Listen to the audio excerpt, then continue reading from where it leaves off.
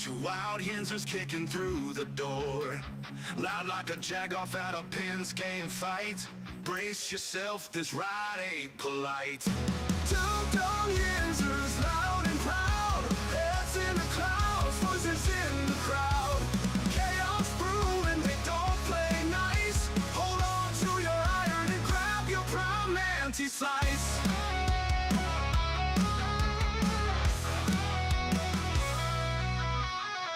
Tales from the burg with a hint of mayhem. Pierogi powered, nothing can constrain them.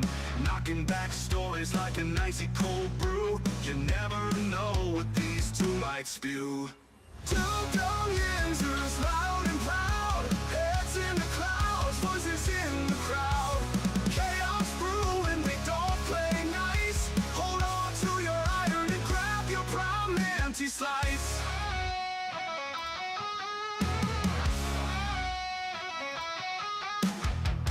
From the bug with a hint of mayhem. Pierogi powered, nothing can constrain them. Knocking back stories like an icy cold brew. You never know what these two might spew. Two dumb Yinzers, loud and proud, heads in the clouds, voices in the crowd. Chaos brewing, they don't play nice. Hold on to your iron and grab your prime anti-slice. Yeah. Woo. Yeah. Welcome back, baby. Welcome back to the Two Dumb Yinzers. Yeah. Michael. Yes. How you be? I am fantastic, my friend. I am happy to be back, ready to be back. God, training camp a day away. How can you not be ready to go right now?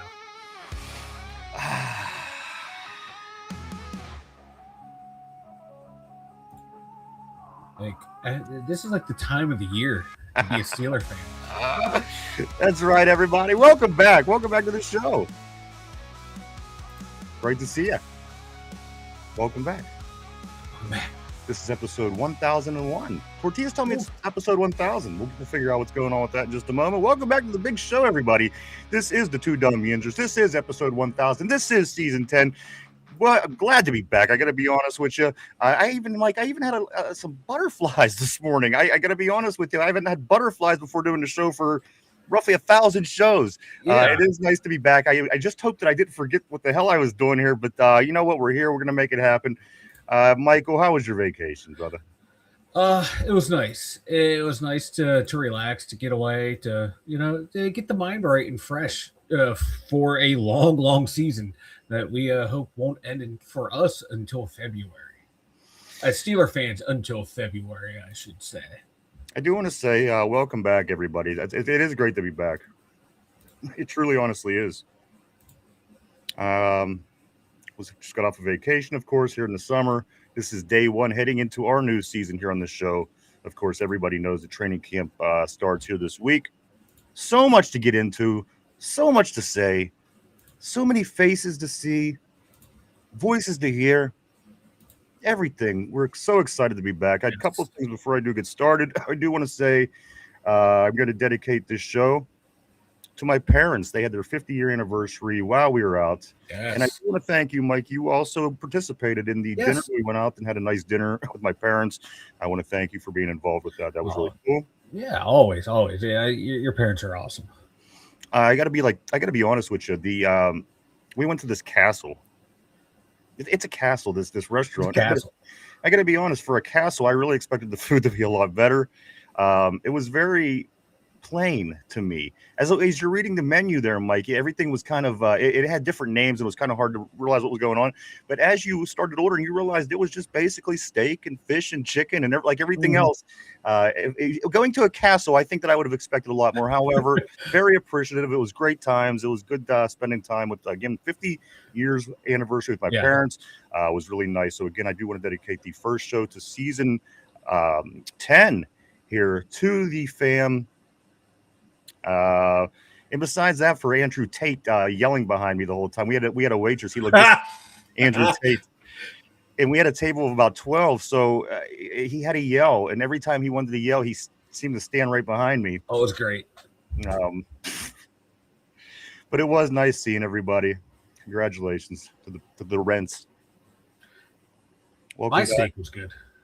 I just had a fish sandwich. It was good, overpriced but good. Yeah. Also, do want to say this: the Pittsburgh Passion did fall short. I do want to give them a big shout out for the great season. As always, they always are very competitive. Made it all the way to Canton. They lose to Minnesota, but you know what? There's always next year, and I know that our women will be competitive as we move forward. So I'm not worried about it. But great season to the ladies. They held it down as they always do. Unfortunately, they just weren't able to finish it off. But you know what? You can't win them all. Can't win them all. It's a disappointing end, but it was a damn good season. It was a really good through. It just always is that bitter taste in your mouth, no matter what sport it is. When the team you're rooting for goes all the way and just falls short, it's that bitter taste. It's hard to appreciate the season now, but in a couple weeks you look back, but they had a damn good run. Absolutely. I did. I told the quarterback about you. She's Latino too, Cody. Let's get to the board. I do want to say what's up to everybody. Welcome back. I mean, come on. What am I doing? This is the most important part of my of the show. I can't wait any longer. Let's talk to the board. Terrible board back in the house. Glad to see everybody today. Tortilla Jackson, my man, all the way from Sacramento, California. Welcome back. Tortilla. Tortilla says the real episode 1000 is today. We'll go. You know what? Since you missed us, since your boss made you work, in your mind, Tortilla, you can think today's the real episode 1000 to make yourself feel better, buddy. Absolutely. Great seeing you, Tortilla, my man. Also, Corey, what's up, dude? Don't drink that. Always great seeing Corey. Says, hey, fellas, how's it been? It is going pretty well, my man. It was kind of confusing. I wanted to be doing this, but I also, I did want to recharge a bit, and I did. I accomplished that. So glad to be back, everybody. Great seeing you, Corey. As always, from Don't Drink That right here on YouTube.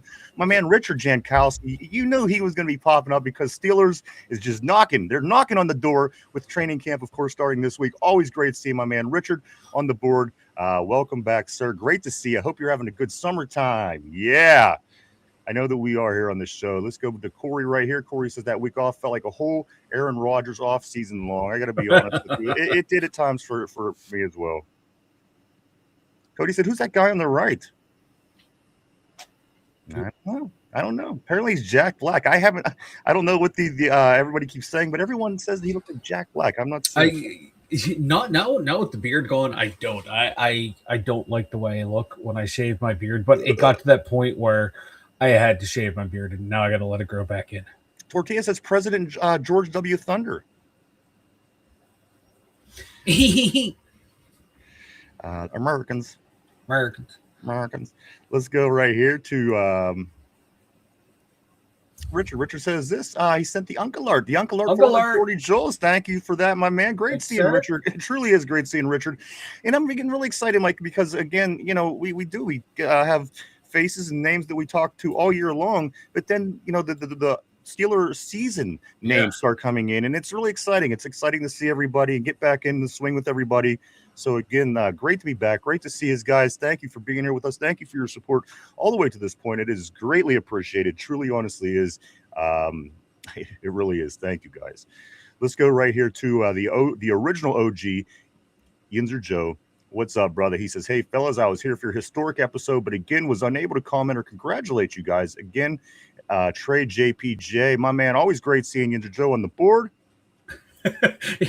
Starting in early with the Trey JPJ. And he didn't even wait for Tyrone to walk in the door. No.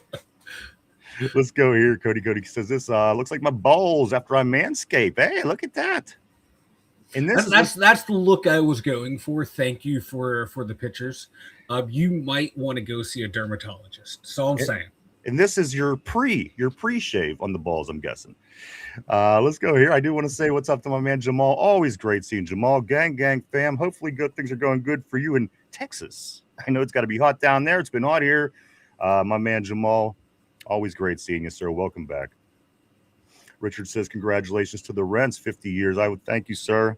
50 years. It's unbelievable, especially this day and age. Happy for him. Happy for him. What up, Jamal? Tell her about me. We always tell her about you, Cody. And also right here, Tortilla says Mike White. Mike White. There it is. I like it.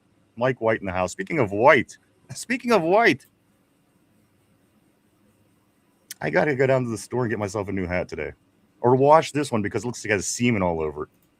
Well, here's the thing. Now we know what you did. Well, here's the thing. This is what it looked like all along. But now I added this new blue light to my studio here. And what it does, it basically acts like a black light, which I have over here, but this one's behind me, and it didn't really do this. And as I'm sitting here and I'm getting ready for the show, I'm looking at myself. I thought, God, it looks like I have semen all over my hat. So what you're saying is you did not delete Derpy and I's profiles on OnlyMens. You went up and met some of those gentlemen. That's what your hat, or your hat did. Well, I just, you know what made me think of? Remember the very first episode of the second season? We had Balls from Elwood. Yeah, he is a regular caller on the Howard Stern show. He has been for decades. He was on one of our very first shows in the second season, and we invited them to the studio, and because they're local. And I warned his wife that the couch we had a couch for the guests to sit on, and I warned her that the couch may have semen on it. And do you remember how weird she was through the whole entire interview and episode? She was so weird toward me, and even after that, I got weird vibes from her when we were talking and doing other things. I wonder why. You throw semen in any situation, everything gets all jacked up. Like you couldn't even put a blanket down, then make the joke. It You're was right. just straight on the couch. Oh, hey, there might be semen on that couch. And the funny thing was, it was the couch that I was currently sleeping on. So there was there was drool stains and everything else all over the place. So to somebody who wasn't from there probably thought, oh my God, there's semen everywhere. But it was not semen. Again, welcome back to the show. Glad to see everybody. Let's enough about semen. Enough about there's really so much going on. I can't wait to get into everything today, Mike. We're not going to take too much time because today it's the start of a big week. This is the start of our Steelers season, as is every year when we get right here on the doorstep of camp, which starts.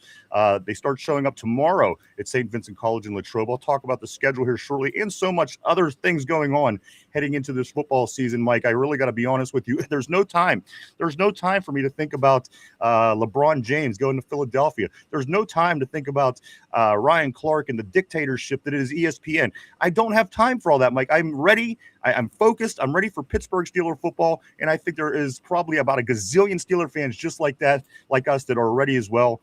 Mike, let's not wait any longer. Let's dive right into it. Well, let's dive right into it now. All those sideline stories are gone. It's time for the Steelers. Yeah, baby. And I'm trying to stock up on good stories and things for the vacation to talk about. And it was all dumb shit. It was LeBron James. It was I'm excited to be back. I really am, guys, getting into Steeler football as we do every time this year. Yeah. We timed that vacation perfectly, brother.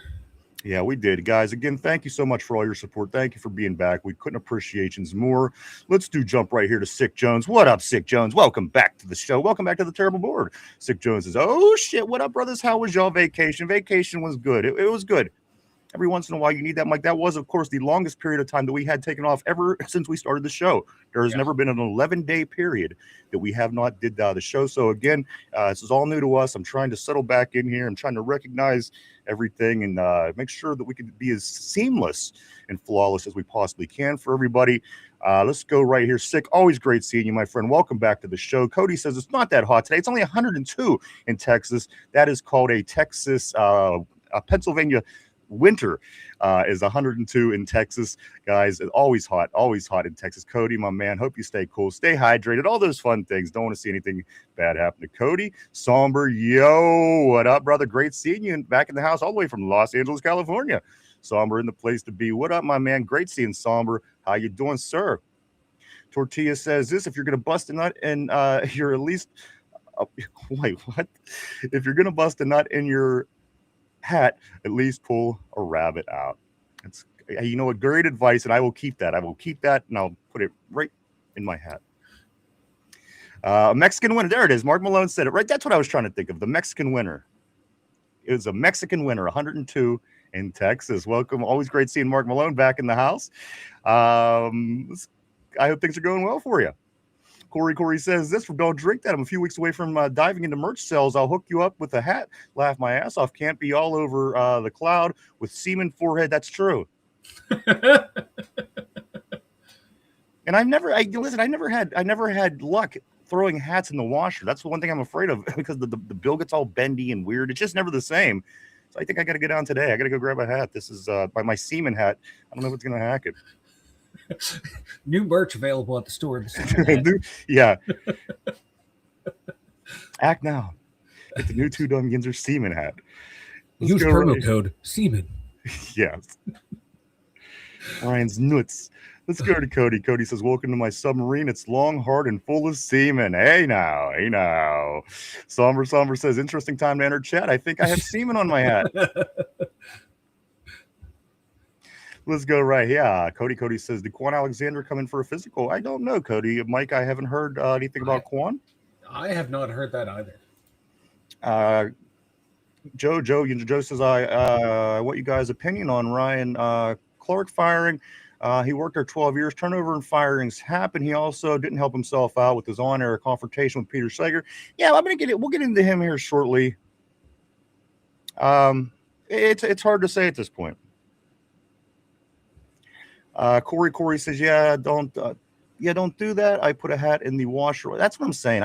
I never have any trouble. I never have any luck with that, with washing hats. So we'll see. We'll see. Not that I know of. Cody, yeah, I haven't heard anything either, Cody, so I'm not real sure on that, guys, but welcome back. Glad to see everybody. Let's blow through this schedule real quick for training camp as it is on the doorstep, Mike. Today is Monday. Welcome back. Season 10, episode 1001, 48 days away from the kickoff to the regular season, guys.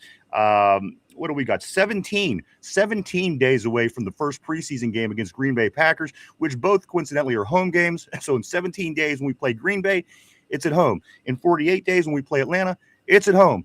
A lot of good vibes here in the Berg. From what I'm seeing, Mike, and again, we took last week off. I didn't pay the closest attention, but I did try to keep my eye on a lot of things. I think there's a lot of optimism going into the year. And also, Mike, this is also the time when the tire hits the road. The rubber hits the road, Mike. There's no more the rumors, the questions, the speculation, everything like this. Just get it out of here. Throw it out because it is when the tire hits the road, Mike. All the good news, all the good scoop, everything starts this week as the Steelers do start training camp in St. Vincent College in Latrobe, right here in Westmoreland County, guys. So very excited. A lot of excitement here in Western PA.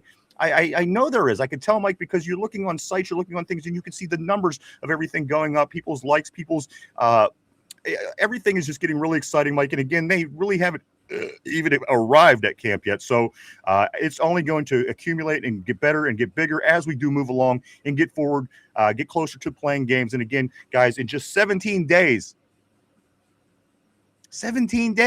not this week, not next week, but the week after, we're going to be playing football on TV. And all three of our preseason games are going to be national, so everybody will get to watch every Steeler game in the preseason, which I think is awesome, guys. Few things right here. The camp tomorrow. Players will report. Tomorrow, players will report. Wednesday, 11 a.m. Will officially be the first day of training camp. 11 o'clock. They're all 11 o'clock. Training camp starts all the way till the end. I'll touch on that one when I get there.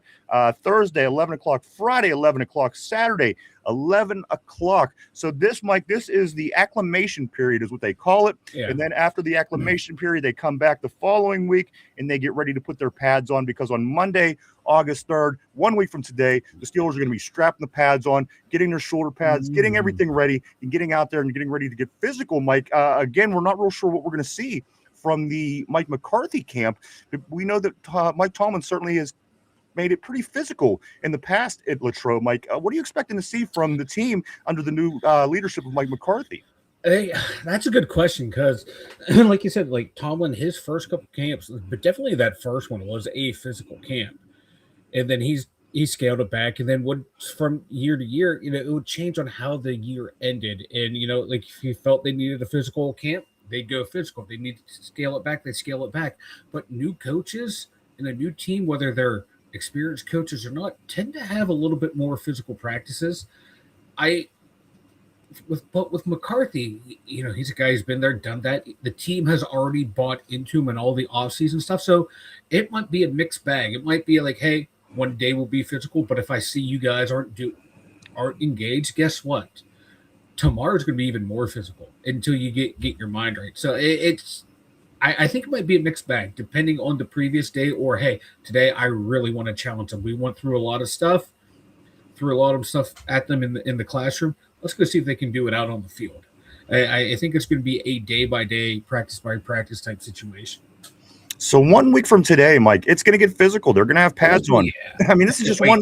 And, now these numbers they're getting within arm's reach. A week from today, we got pads. 17 days from today, guys, all of us, you, us, the board, everybody at home, we're going to be watching the Pittsburgh Steelers play football on TV, if you can even believe that. 17 days today, again, hosting the Packers. Of course, Aaron Rodgers' former team, certainly. There'll be things to talk about, but at that point, Mike, it's just getting ready. We're getting ready, and there's a lot of questions heading into this training camp this year.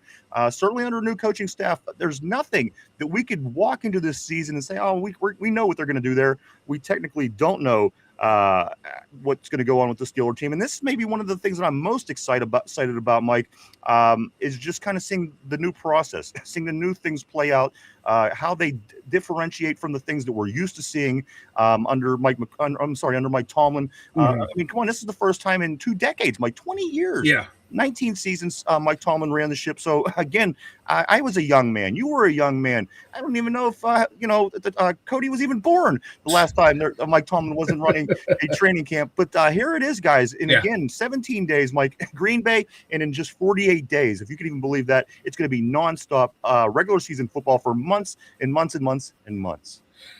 I can't wait. This is what we've been building to all offseason to this point. With free agency and the draft, that's what I can't wait for. I want to see how these new guys are going to perform, especially these young rookies. That's what I can't wait for. And the big elephant in the room, the JPJ contract. There were hold-ins under Tomlin at training camp. We had a couple hold-ins at minicamp. How is McCarthy going to deal with that too? Like a lot of changes going on, and it's going to be interesting to see not only what McCarthy does, but the players do. But so far, all through minicamp, OTAs, everything looks like it's going great. And I'm anticipating a damn good training camp, an efficient training camp. My big worry right now is just getting everyone through this healthy. I think this is going to be a very, very good training camp, productive training camp, but it's the health thing. I agree, Mike, and that's always the case. You don't, especially in preseason, you don't want to hit that injury bug early because it kind of feels like a bad omen at times. You want to kind of hit things. You want to hit the ground running come regular season, and having injury issues is not something you want to worry about that early in the process. Let me go through the rest of the schedule here, Mike. Next Monday, of course, is pads. Tuesday, 11 o'clock. Then it'll be off next Wednesday. The Steelers camp will not have camp next Wednesday. Thursday they'll be back at 11. Friday they'll be back at 11, and then Saturday night of next week it would be the what it would be the Friday night lights. Mike McCarthy, of course, changed it to Saturday, so it's a 6 o'clock. 6 o'clock start on Saturday. After that, Mike, they'll be back the following Monday for 11. Tuesday, Thursday. After this, then they have the preseason game against Green Bay. The Saturday following the game, it is to be determined, but if they are at camp the Saturday after the game, it will be a 10:15 start. They do have that marked up as 10:15. However, it is still also to be determined, so we don't know if that is in fact the way it's going to play out. But then they will wrap it up, Mike, with the practice on Sunday, the 16th. That's an 11 o'clock start, and then also Monday, the 17th. That will be an 11 o'clock start as well. And then they head back to the south side, start getting ready to practice, Mike. Game 2 of preseason. And at this point, things are rolling. So, the wait is over for the most part. Yes, I know I can't wait to see the guys out on the field. Yes, I know I can't wait to see who wins the jobs. Yes, I know. But you know what, Mike? You can't get any closer than we are right now. This is the Christmas Eve that we all wait for as Yinzers, as Steeler Nation. We are, as a kid, you sat in your room and you just couldn't wait because you were waiting for your presents. And this is our Christmas Eve, guys. Mike? Yeah, this is Christmas Eve. It needs to get here. It's going to be nice to see everyone there, but I can't wait for pads. That first week, it's like a methadone hit. It's going to get me through because I want the pads on. That's when the real practices start. Because even that first week, the guys are there, they're working on stuff, but it's still football and T-shirts and shorts.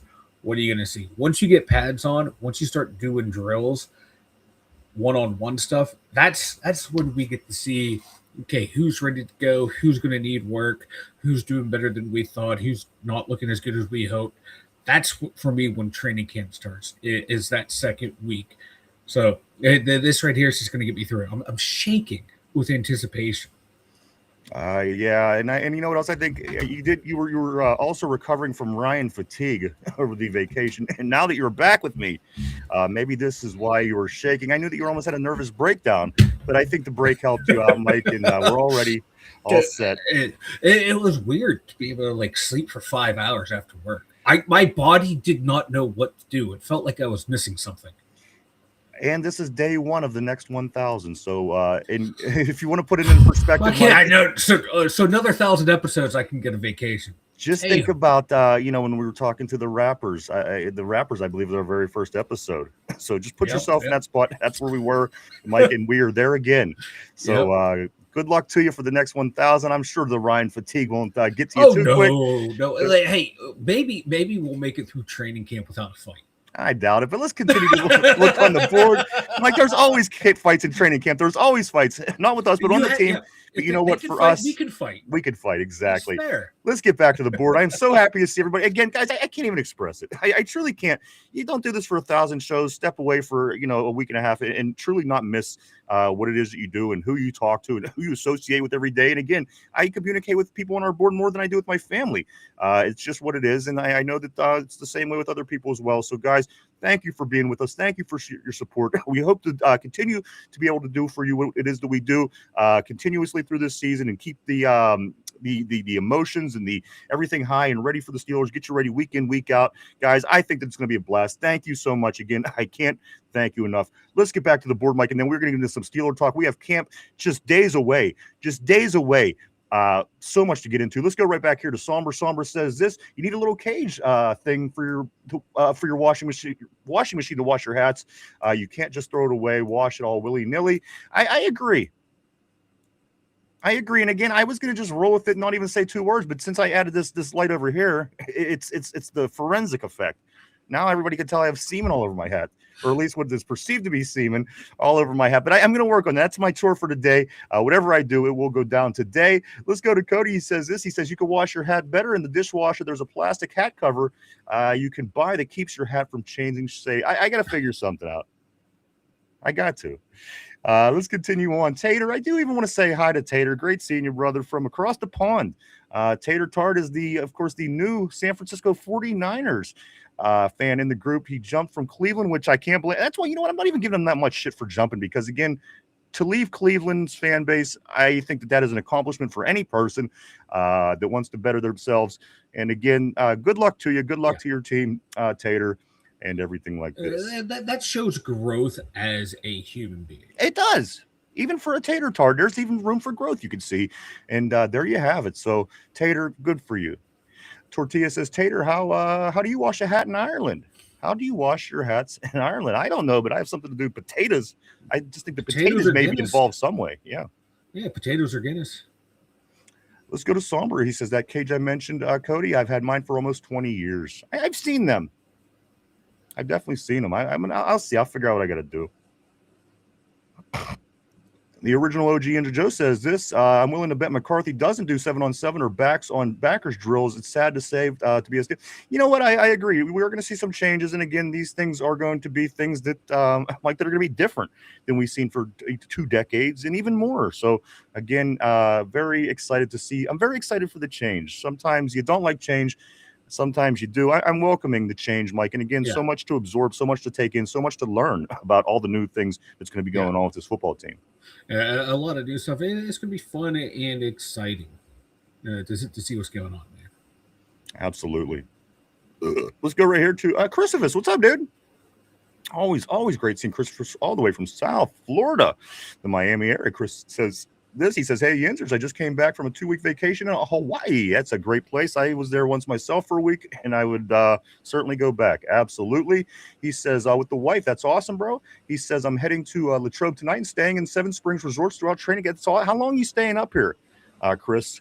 I got to be honest with you. 2 weeks in Hawaii and then Steeler training camp, it doesn't get much better. My God, man.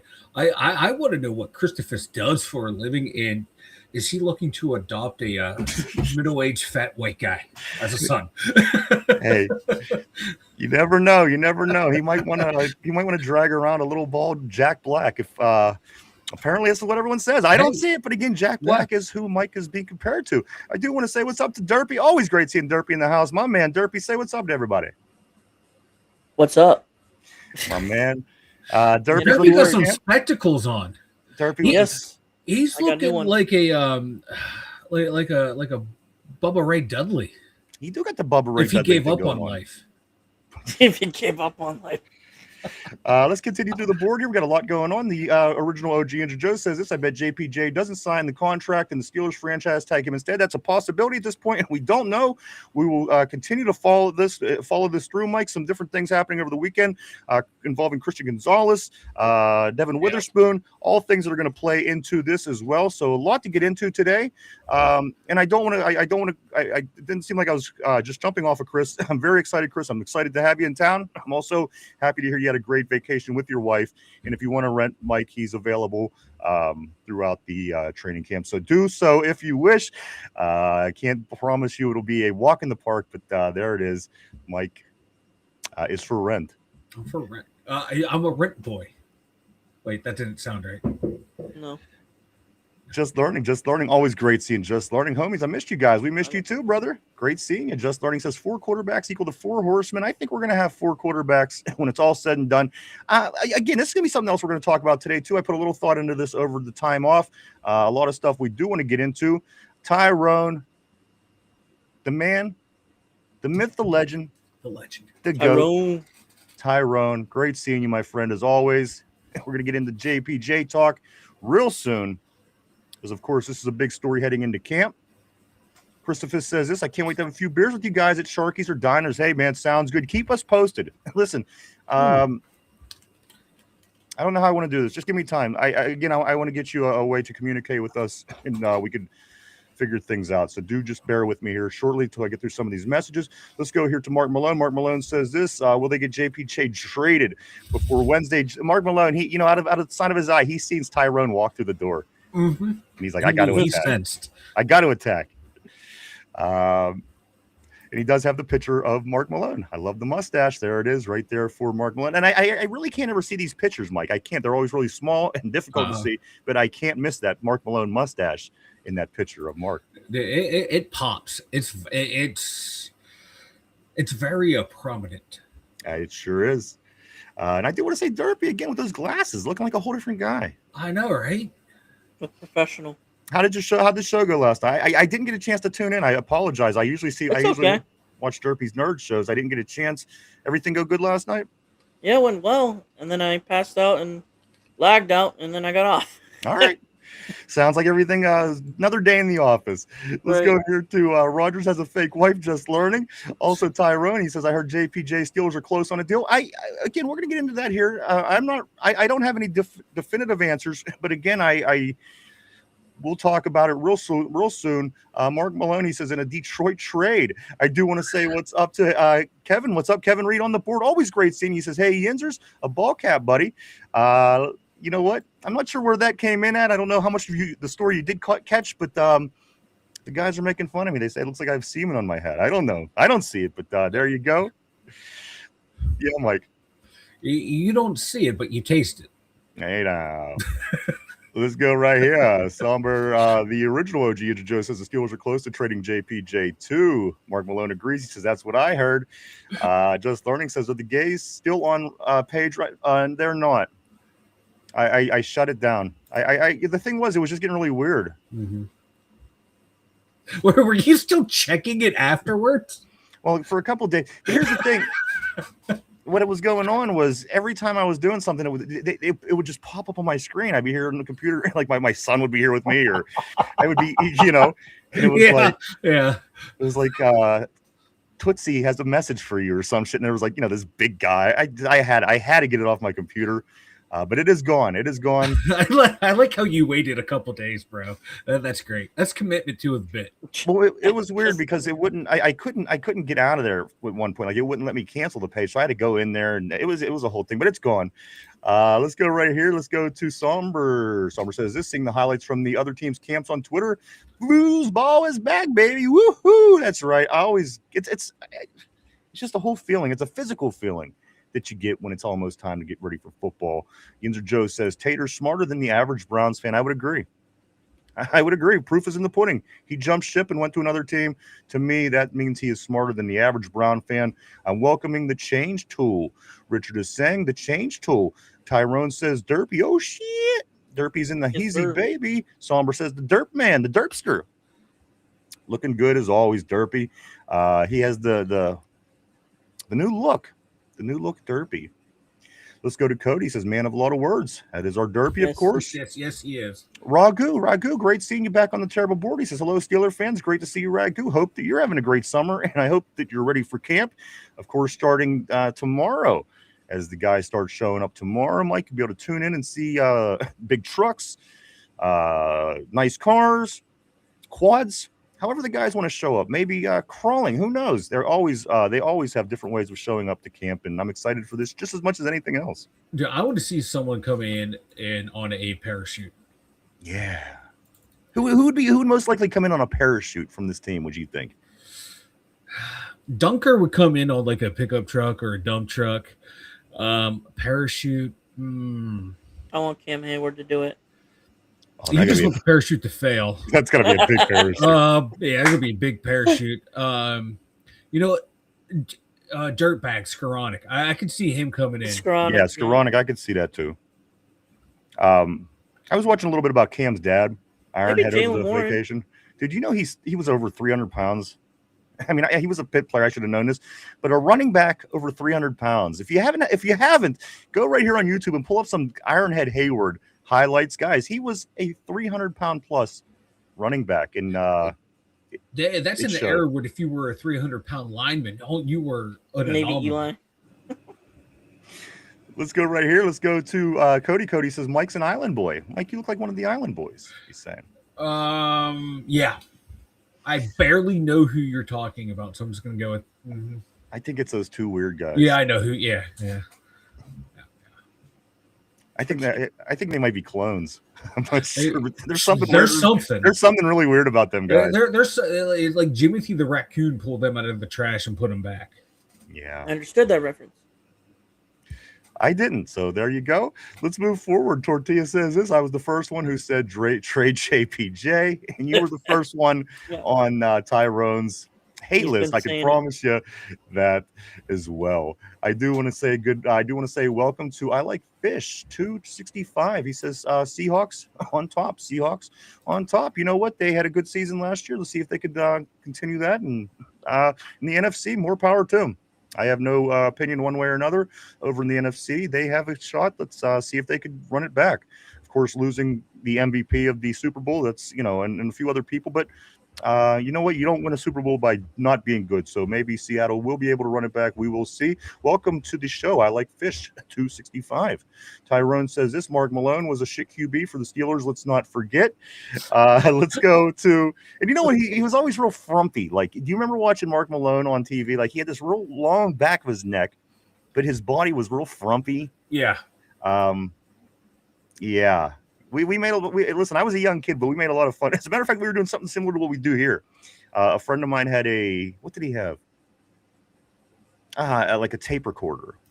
And we were like pretending to do a show. And I remember continuing to talk about how bad Mark Malone was as a kid 40 years ago. So I like him. I like the mustache. I have no problem with Mark. But again, I do recall making fun of him as a youngster. Let's go right here. Just Learning says Derpy looks like a South Park character. Sir, Derpy, I agree. No, Mike looks more like Carmen.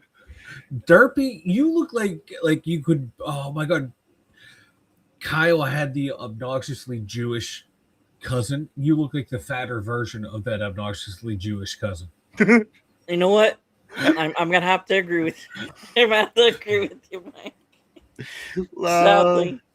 Let's get through a few more here, and we're going to get to some topics, guys. Lots of things to get into. Derpy Cartman Cody says, Sick Jones says, I didn't think the shit stains had any fans. You know what? It's truly surprising, Sick, that for some reason, somehow they do. I don't get it either, but it would be difficult.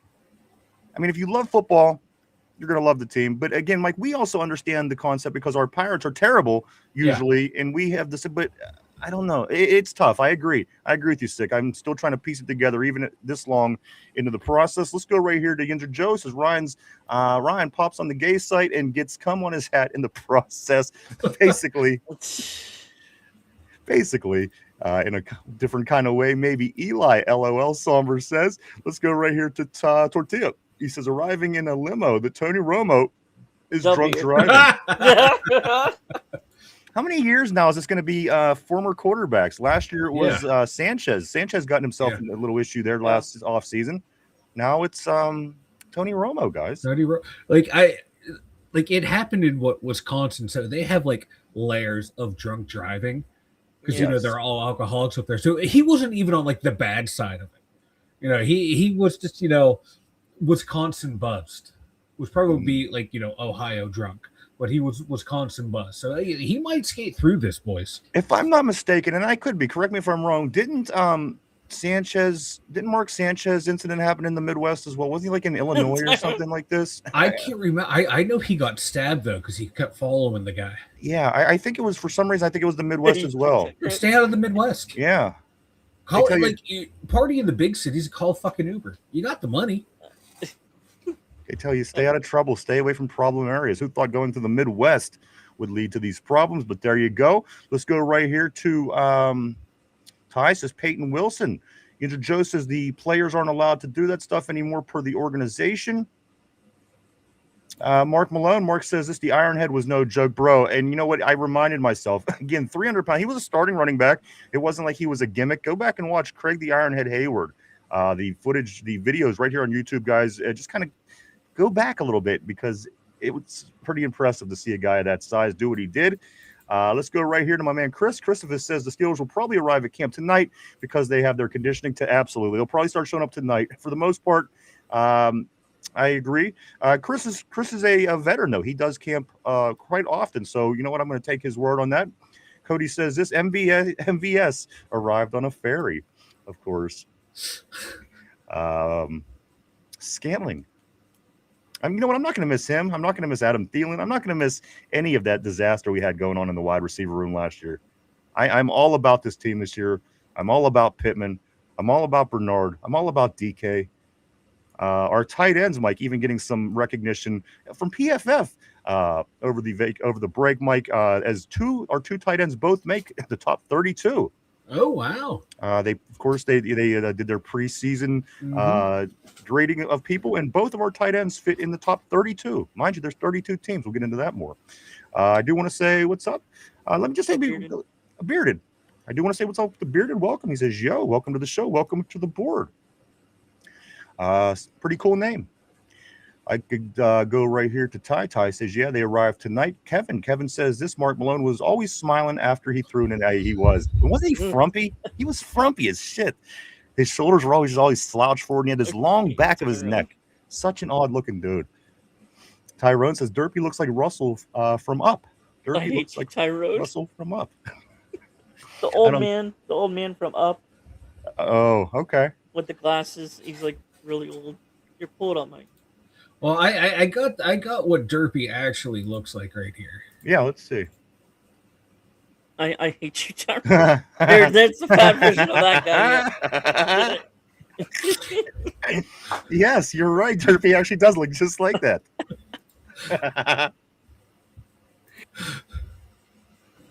That is too funny. What's that cat's name? I can't remember. I forget his name too. Let's continue. Let's go right here, guys. Six says this. There's so many characters on South Park. I know.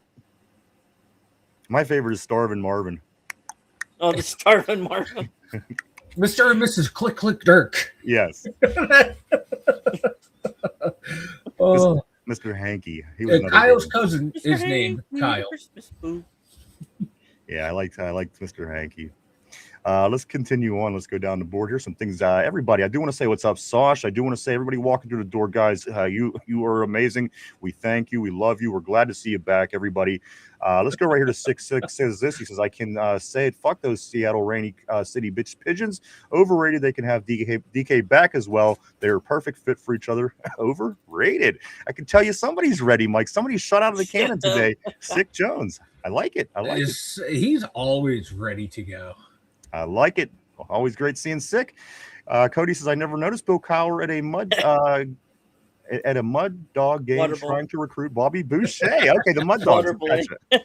Gotcha. Also, Tortilla says, if there ain't a Taco Bell, it's not your well. And Tyrone says he hasn't had Taco Bell in 2 weeks. What? The diarrhea. No, see, Taco Bell was they were on the front lines of making sure people were safe. You know, they got the lettuce out of there. Oh, they got the lettuce out of there? They got the lettuce out of there first, man. They were on top of it. They're like, people ain't getting sick off the lettuce. They're going to get sick off of our fake meat and beans. Yes, that's the way I prefer it. You know, they like, we respect our customers too much. I remember back in, what was it, the late 90s, early 2000s, Chili's or Chi-Chi's or one of them, they had the lettuce that was killing everybody here. I don't remember if it was everywhere, but it was a thing for sure. It shut down the local Chi-Chi's, and they were saying that the people that were farming the lettuce were actually shitting on the lettuce, Mike, or wiping their ass with the lettuce is what they were suspecting was the reasoning. So again, there you go. If you're wondering, I look like Newman. If you're wondering why, you know, that the lettuce is bad, people may be shitting on it. It might be happening. I don't know. Let's go to Cody. Cody says Romo was Texas drunk in Wisconsin. Let's go right here to Richard. He says that happened in Indiana. Okay, Mark Sanchez. I knew it was somewhere in the Northwest here. In the Midwest. Mark Sanchez was Indianapolis. Gotcha. Cody says I wouldn't mind having Thielen back. I would like some Deebo Samuel. Like, that name is still being tossed around, even at this point.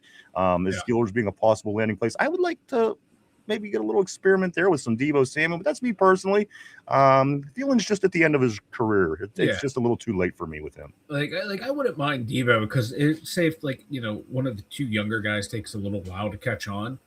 Like, you had that veteran that can play in that slot role right there. Like, I wouldn't mind him, but even if they go Ellsworth down the line, just like one more vet to maybe just round out the room, just in case something happens.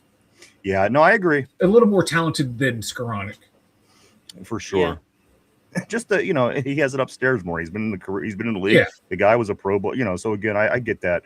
I do want to say, Mike, your man, Sosh. Sosh is in the house. He says this. He says, is this the guy that loves Vietnamese dongs? It is him, Mike. And I do want to say, Mike, there's Sosh. Say hi. Hi, Sosh. How you doing? Yeah, he likes the dongs, the Vietnamese dong. I prefer my dongs of the that's right, Swiss Derpy. Variety. I do. I owe Derpy 50,000 dongs. I forgot. The equivalent of $2. It's coming your way, buddy. You don't worry about it. Let's go right here. Let's go to Beard. Beard says, I was just going to say Dennis from Jurassic Park. LOL. Just kidding. Tyrone says, no wonder Mark Malone tries to trade our best player. LOL. He's been selling this. Mark Malone is yes. Maybe that's what it is, Ty. Let's go right here. I do want to say what's up to Chad. Chad Schrader in the house as well. Great seeing you, Chad. Chad says, what's up, Ryan, Mike, and Derpy? So, mine, when are you going to shit in a diaper? Mike, when are you going to shit in a diaper live? Mike, right? When are you going to shit in a diaper live? Yeah, how much are you paying me? Well, you do it all the time for free. Why wouldn't you do it on the show for... Because I want to get... If people are going to watch me do it, I want to get compensated for it. Don't you wait. Don't you worry. I got to be honest with you, Chad. I have something for Mike coming up in a couple days. Don't you worry. I think that you might like this as well. I don't like when you have secrets like that. From yes. You can keep anything else secret, but when it involves me, I get worried. You just wait. That's all I got to say. Let's go right here. Let's go to Chad. Welcome back, brother. Great seeing you. And I will continue to try to get in the shit in that diaper for you. I do want to say what's up to Diesel. Diesel says, what's going on with JPJ Tyrone? Of course, we'll get into that shortly. Let's go here to Richard. I do want to say, Diesel, welcome back. Great to see you, brother. Diesel, 56-year-old, of course. Back on the terrible board. Richard says Wisconsin has the most bars in one of the top states for alcohol consumption. And you know what, Richard? That's great information. And I think Jen actually told us that, Mike, because Jen from the board is from Wisconsin, and she hands out cans of beer at Halloween. Not to the kids, but to the parents who escort their kids all over town. They give the parents beer to walk around with in Wisconsin. So Yeah, I love it. We gotta go up there for Halloween. absolutely, man. Tyrone, I'm sorry, Somber says this. He says Tyrone is holding in like JPJ. Is that what it is? Is that why he's not eating Taco Bell? Because again, the shit lettuce I think is fun. I ran out and got it the very next day after I found out about the shit lettuce, but that was me. I like some good diarrhea every now and then. Let's continue on. Let's go right here to Cody. Cody I despise you, Cody. Cody says this. He says Derpy looks like the guy on Space Jam that's trying to find Michael Jordan. Newman. Is that Newman? Is that Newman? It's Newman. Yeah, he got a Newman thing going on. Derpy. Let's go here. Let's go to Mark Maloney. He says, I've been on a Nazi diet for 3 weeks now. What is a Nazi diet? What's a Nazi? Then just doing meth nonstop. Could be. Let's go to Sosh. Sosh right here. Sosh says this. He says the JPJ situation is so weird. At Somber, there's insiders saying it's close, and then there's some people saying it's so. I agree, Sosh. This is what I'm seeing as well. Some people are saying that it could happen sooner than we think. Other people are saying that it's nowhere even close. Yeah, Derpy. So it's the Highsmith and Watt scenario. Yeah, I'm hearing more and more Carolina. Carolina is Mike. There's an injury down there with their linebacker. So I mean, there's more talk of possibly a trade with Alex Highsmith, which I don't think is going to happen before the end of the season. But that is certainly being talked about. Let's continue though. Let's go right here to Diesel. Diesel says, "What up, boys? Been a while. It has been, my man. Great seeing you, Diesel. Welcome back. It truly is great seeing you. I hope everything's going well for you. And you know what? How can it not be? We have training camp this week, guys. So I know everybody's feeling extra good this week." Tyrone says, yeah, I'll eat Taco Bell when Porter's paid. Okay, there you go. Tortilla says this, that can't be true because every salad in Cleveland has doo-doo in it. That's their French fry. You know how we put our French fries on everything? I think that's what he's saying. Like everyone in Cleveland puts poop on their salads. It sounds about right. Let's go here to the Yinzer Joe. He says, like Taco Bell customers aren't used to shitting their brains out anyway. Yes, exactly. That's what I'm saying. I challenge the diarrhea. I accept the diarrhea challenge. I embrace it. You gotta say it. You gotta say it like it is with this next one. Right. Go ahead, Derpy. I'll let you grab this next one. No. Hello, Mike, my queen.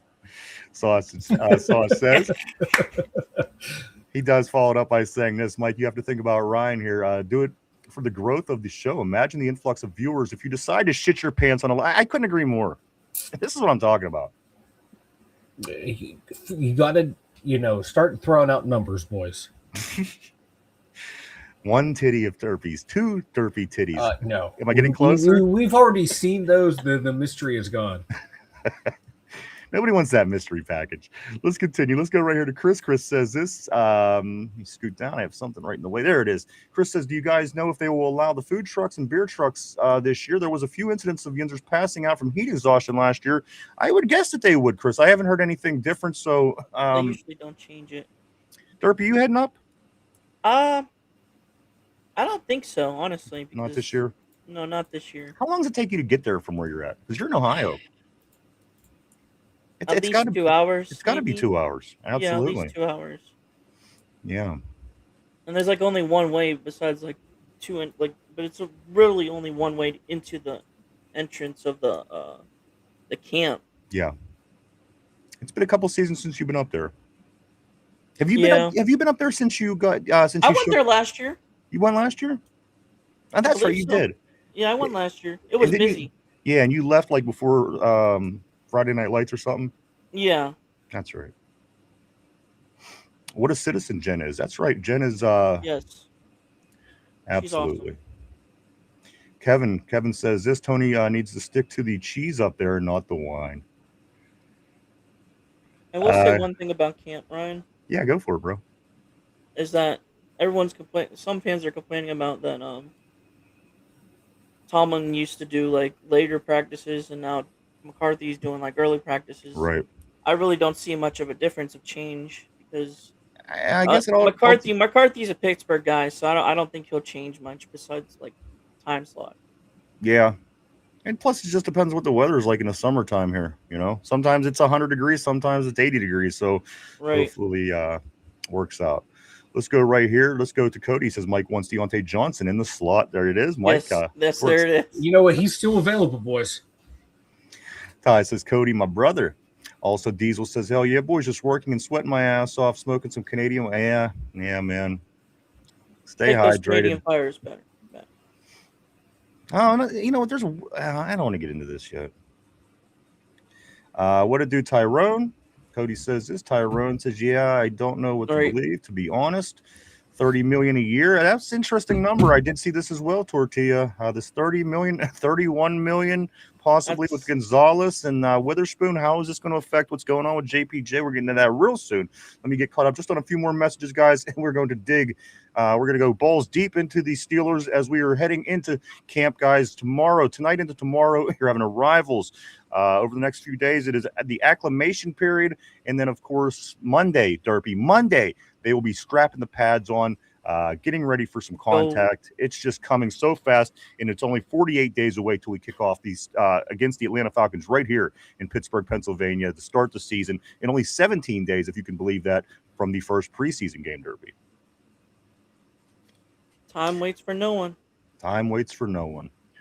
Let's go here to Diesel says this. He says, when Gonzalez gets the bag, they're not going to pay him. Let's go to Six. Six says, I got to tell you guys about something that happened to me last week, and I was raped by a female Bigfoot, and I think she might be pregnant with my kid. That's fucking awesome.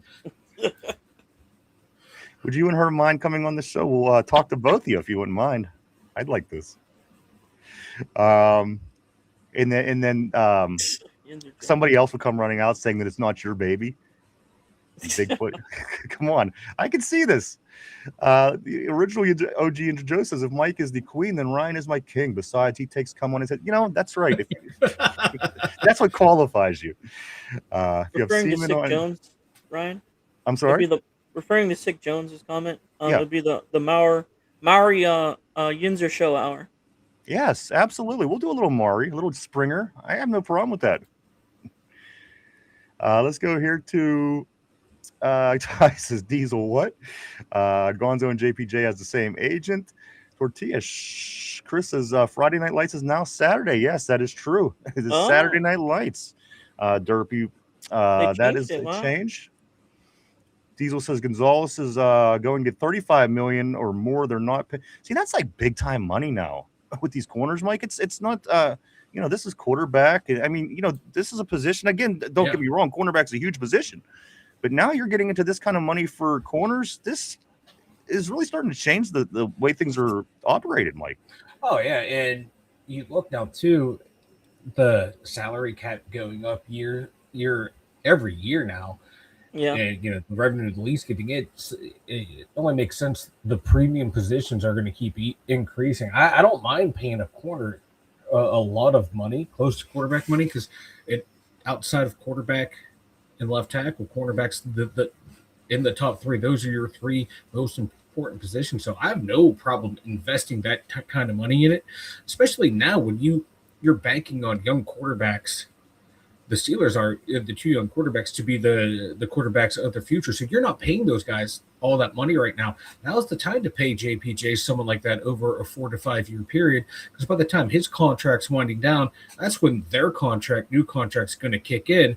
And by that time, towards at the end of his career, you can move on from him. Now you have your big starting quarterback, and if you have your system of draft and development re-going, which is looking like we're having, now you have guys year after year being replenished through the draft. So I have no problem right now paying him that kind of money, because we have quarterbacks on rookie deals, and by the time they get their big money, he's going to be at the tail end of his big money, probably at the tail end of his career. Also, just throwing it in there, Drew Aller they did get him signed over the weekend. I believe it was Friday or Saturday that started playing out. So again, that is taken care of a little contract situation, and it just makes you wonder where this plays in as well. Excuse me, the timing of paying Drew Aller, and again, still trying to get Joey Porter Jr. figured out. So again, we're getting into this real shortly here. Diesel says this. He says it's not the agent. The Steelers won't pay him. Follows it up by saying probably tell him to kick rocks. Truth Thong, what's up? Great seeing Truth Thong back in the house as always. He says, Joey, please play for us. We'll pay you anything. Help. I'm just a below average GM. Please save my job. Omar Khan. Truth, always great seeing you back on the board, my man. Hope you are having a great summer. Hope you're ready for the Steelers. Again, camps starting just depending on how you want to say starting. Again, as tonight, probably you're going to start seeing people start to slowly trickle in and through tomorrow. And then again, officially starting on Wednesday. Tortilla says Friday Night Lights was corny. Tortilla didn't like the Friday Night Lights. Not a big Friday Night Lights guy. Let's go to Yinzer Joe. He says Tallman used to test the players' endurance and their physicality. McCarthy just wants communication and is looking at the skills. So again, lots of differences. We're going to learn a lot about this new Steeler football team, guys. Diesel says this. He says, I like JPJ. Nothing bad. We've been cheap. I'm surprised we paid the guys we already have. That's it is different, Mike. You got to admit the way that we are paying players and doing things is certainly different than in the past. More or less, you're paying the two backups before you're paying the starter. And there's talk now heating up that Spencer Anderson's going to get a nice lucrative contract. There's potential for that. And you have, we talked about it for 3 weeks before we went on vacation, where JPJ ranks in quarterbacks easily within the top 5, and you're not going to pay him, you're going to pay everyone else. Interesting strategy, Cotton. Let's see if it pays off. All right. Let's go right here. Let's go to Ty. Ty says Diesel True. I'm sorry, Tater. Tater, welcome back, Tater. Glad to see you as well. He is the San Francisco 49er fan this year. He was, of course, the Browns fan, but we all credit you for making that jump. Again, I have nothing bad to say about that move. Tyrone says Diesel true, but that won't matter. I think Porter gets $30 million a year. They're not going to give him 30. And again, that's it's a very interesting amount of money, especially with the money already being paid out on the defensive side of the ball. With what? They're not going to give him Herbie 30. And what they gave, Washington, yeah, absolutely. It's weird if they're not going to do that. And what are you going to do? Let them walk for a 3rd-round pick? Let's go right here. Second round. I agree, Mike. Diesel says, I hope they do. They're not going to find anybody younger. I do want to say this, talking about young players, Mike, this has been my one of my beefs over the past few seasons. We've been getting pretty ancient, in my opinion. This is the Steelers, according to ESPN, are ranked in the bottom 5 for young talent. This is players 25 years and younger on the squad, Mike. They said there's no blue chip player top 5 when it comes to bottom of players 25 and younger. So Derek Hartman didn't have a good rookie year. I don't know if one player could justify giving the whole roster a better grade. You said they had no blue chip players. That's correct. They did say that. Herbig and Joey Porter Jr. They were Yeah. all under 25 or 25 and under when this list came out. Like Troy Fatanu, this team has it. I don't know if they were looking. They have a good foundation. Well, hey, when you're consistently picking in the 20s, it is hard to find those blue chippers when you're not picking inside the top 5 like Cleveland every year. And that's true. I mean, that's the thing. People are going to look at the names and be like, wow, look at these names. But that's because your team stinks and you've been drafting good players for the past 25 years. But I saw those two and I'm like, are they basing it on when the season starts so they don't have to include certain guys or what?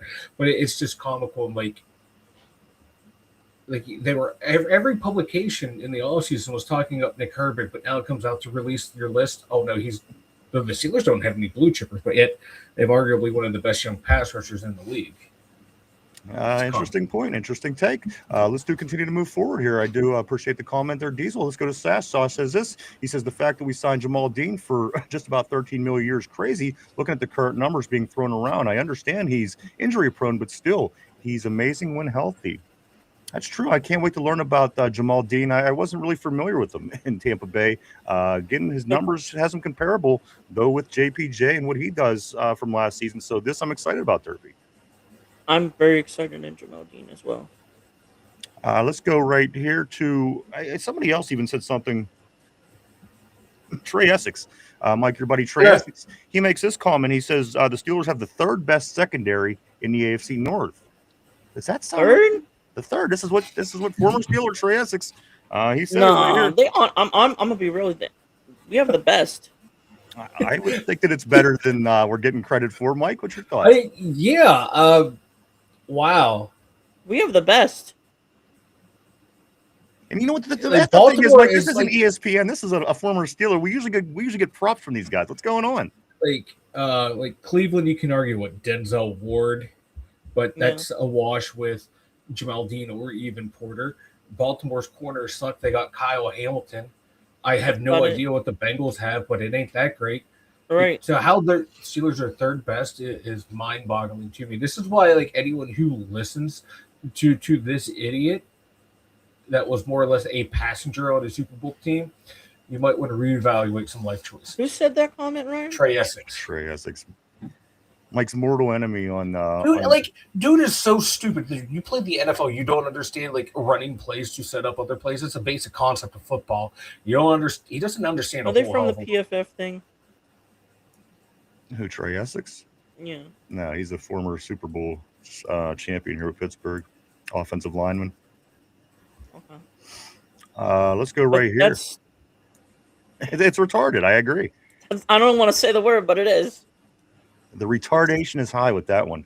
Let's go right here. It says, with that talent, Diesel says, Mark Malone, nah, trade JPJ now. Diesel says, hey, I love ball, but some motherfuckers be greedy. But I know money talks. I mean, to point out that I said this years ago, instead of focusing on the team, like, certain teams pay their players, not even proving anything in the playoffs. You're right. I said that years ago, and then look where we are now. You're right. Let's go here. Let's go to Vegas. What's up, dude? Great seeing Vegas all the way from Las Vegas in the Heezy, baby. What's good, fellas? My man. Hope you're having a nice summer. I know Vegas is ready to get camp started. What's up, Vegas? Tyrone says, Sauce, yeah, Dean was a steal. And the more and more I'm reading and learning about him, I'm thinking the same thing. But you know who else was in that group? Was what's her face? He was just here. Pierre.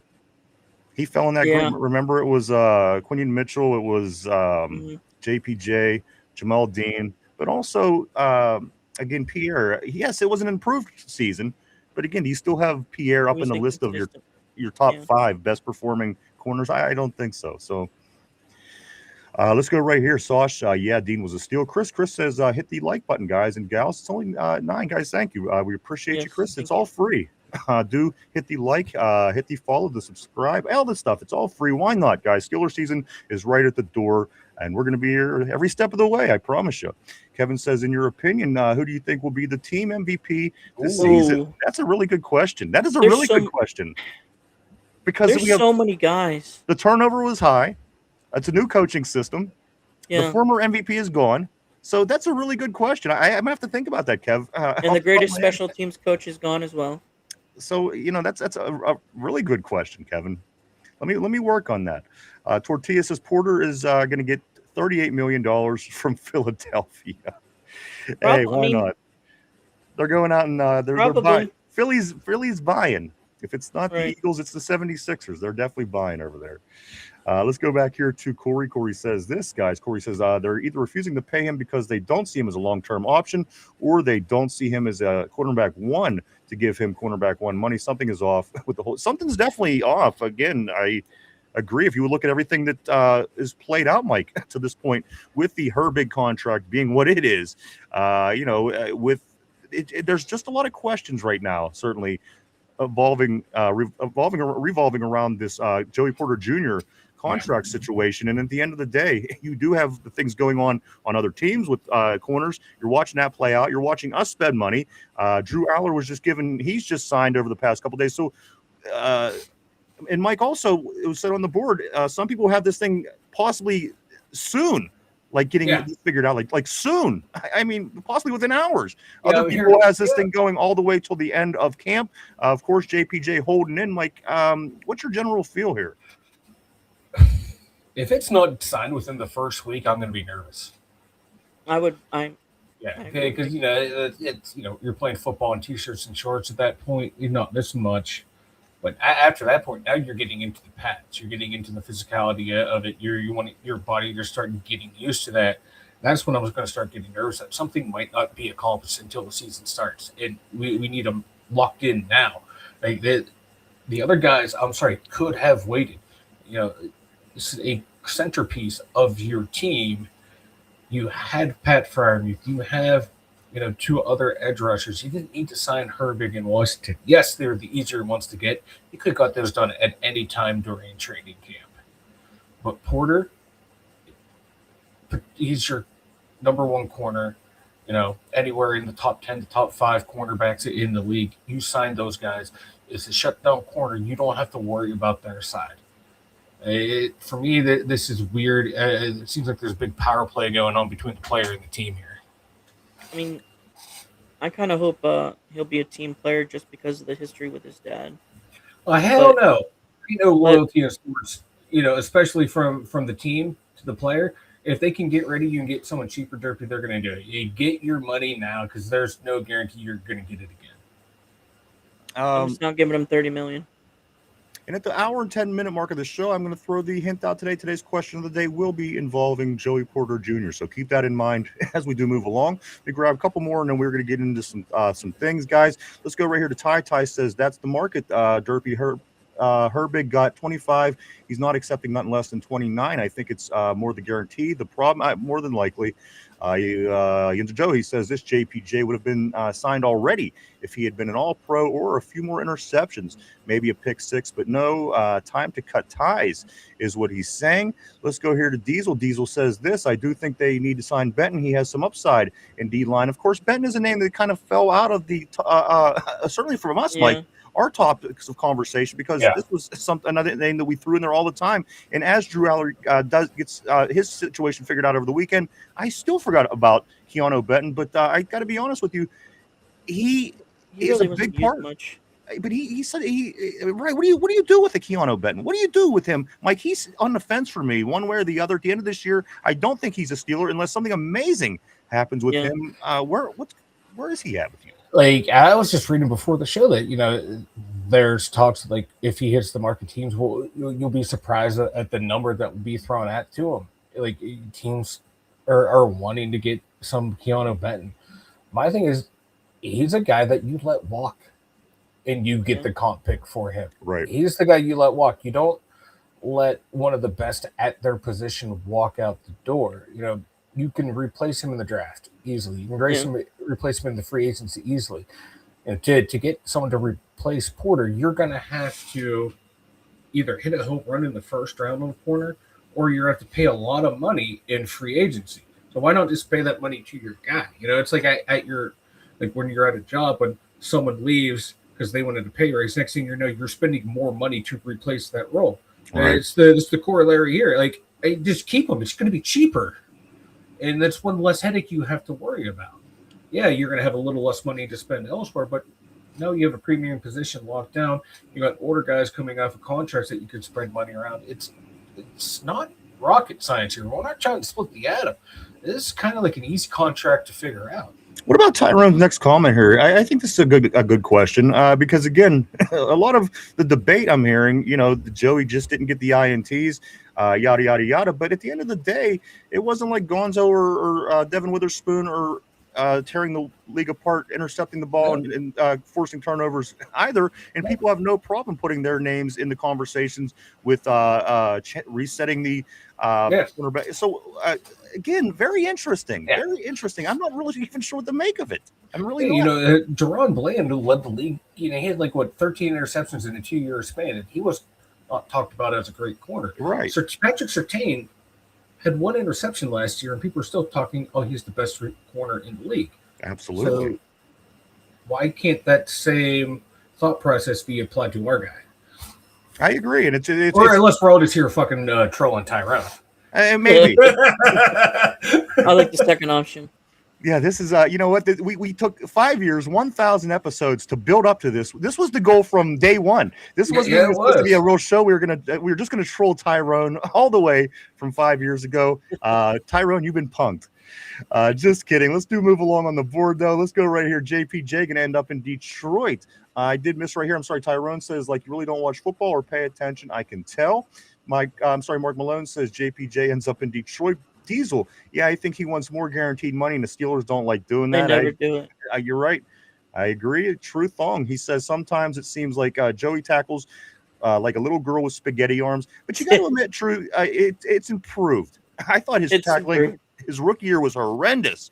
I thought year 2 it was more about the penalties. Yes, his tackling wasn't great, but the penalties were the issue for me. Season 2, season 3, it started to come together, and I got to be honest with you, I thought the tackling was better.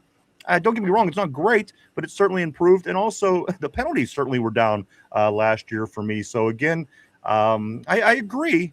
He did have the little girl spaghetti arm tackles, but it's certainly improved. I think we could all agree that it's improved. I'm not worried about my shutdown corners tackling ability. All right. Hey, valid point. But real quick about the guaranteed money, it like Lev You Bell were was also Lev Bell was just on a podcast saying like earlier this year, like the reason he left the Steelers, like it was guaranteed money for $3 million. That was the sticking point. So if they let him walk over $3 million, they'll probably let Joey walk over a few $1 million as well. I agree. then again, Mike wasn't worried about Deontay Johnson going backwards. Hey, Deontay Johnson was one of the best route runners I've seen play. Hey, sometimes you got to go backwards to move forward, Derpy. There you go. Let's go right here. Let's go to Tyrone. He says, in JPJ, Gonzo, Witherspoon, all in the same class. They all waiting to see what someone gets first. It's exactly what's going on. Kind of like how the heck in Aller's situation went. Also, $31 million was the number that I've been hearing being slung around over break in regards to Gonzalez, Witherspoon with their situation. So $31 million is just, again. Yeah, that would tie him with Trent McDuffie. Okay. For the highest contract, average right now, because he's averaging 31. 100% Tortilla.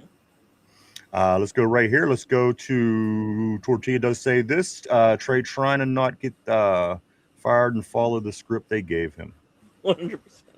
Let's go to Corey. Corey says this at Diesel. I know, but if you truly think he's a cornerback one of the future, then you'd pay him. It gives off the vibe that if he doesn't take the offer, then he could see himself out. That's not how you treat a cornerback one. I just don't like unproven players in the playoffs.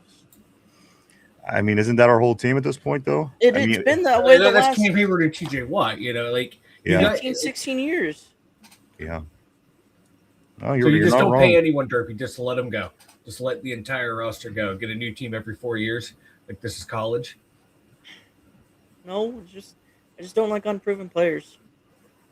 All right. No. Unproven players who's locked out every receiver he played, even in the playoffs. All right, fair enough. Let's do scoot along. Let's go right here to Ty. He says, I think, top 3 or depth is really good. Free safety. Is that what's going on? I can't decipher what that is being said. Diesel says, I understand it both ways. Vegas, my man. He says, this is a nice 99 at 10:15 a.m. 10:45. And then change to 10:45. Yeah, where we were about 81 still, so it's not bad here. I'm sure Las Vegas probably get very hot. Tyrone says Steelers no Porter DB1. It's the guaranteed money that's the problem. I'm going to grab 2 more, and then we're going to jump into a couple things here. Sauce said this. I said it a long time ago that I think PZ could be an issue in these contract negotiations with his son. Remember, the team decided not to pay him back in the day and let him walk. That's true. That is true. Cody says, how's that possible? The whole offensive line are babies. Good point. Tortilla says, Roman Wilson, team MVP. Not according to Steve Smith. Not according to Steve Smith, Mike. He's not even the team MVP. Saying that he's the team MVP is one thing.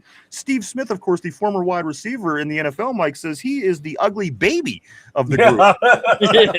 How would you like to go from the position? He won a national title just a few years ago at Michigan.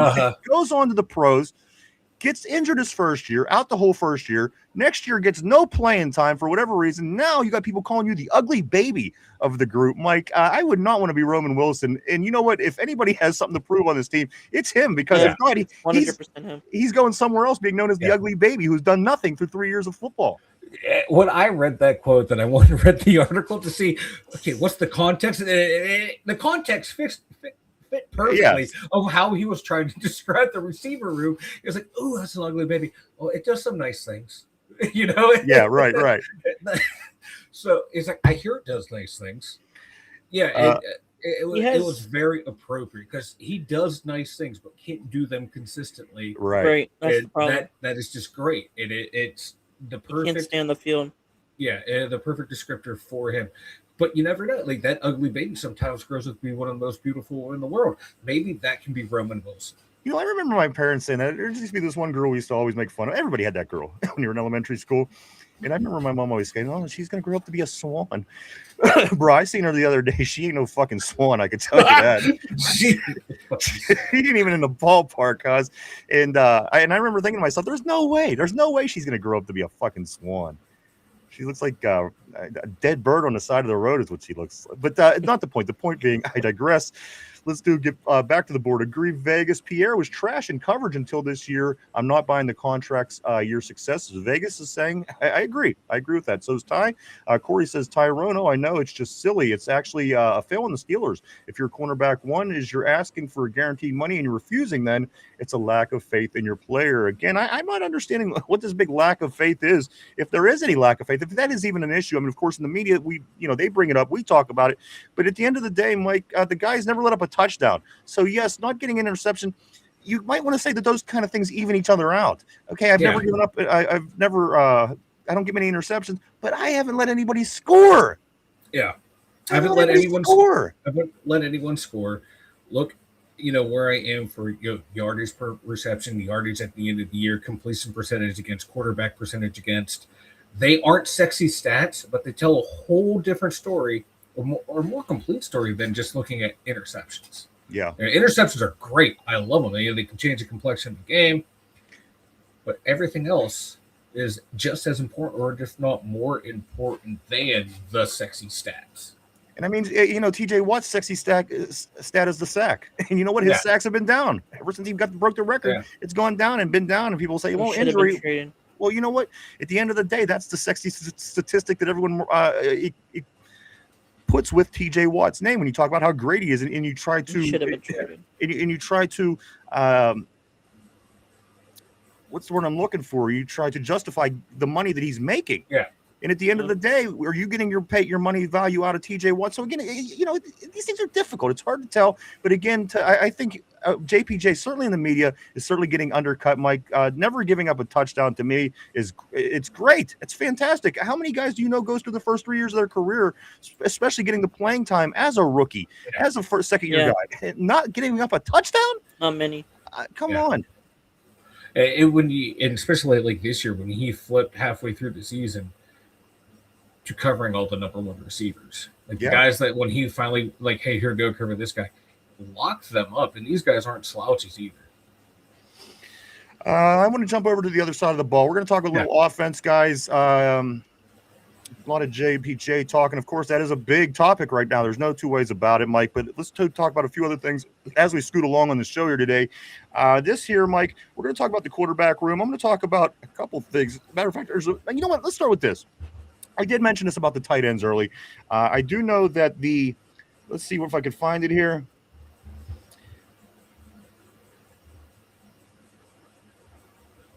And somewhere in my notes have Darnell Washington, Mike, and Pat Freiermuth. They both fall into the top 32 tight ends list, Mike. This came out now. There is take it with a grain of salt because this is a PFF number. This is PFF information. But according to PFF, Mike, two tight ends, Muth and of course Washington, are both in the top 32. Now, mind you, that means our second string tight end is better than quite a few other first string tight ends.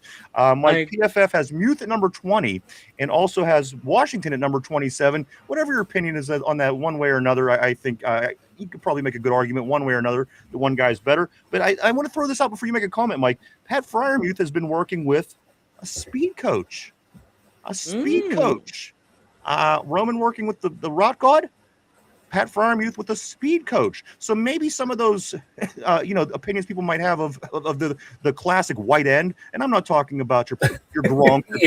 I'm talking about the white end. The people, so anybody that has this argument, Mike, now we can certainly work in there the fact that he's working with the speed coach.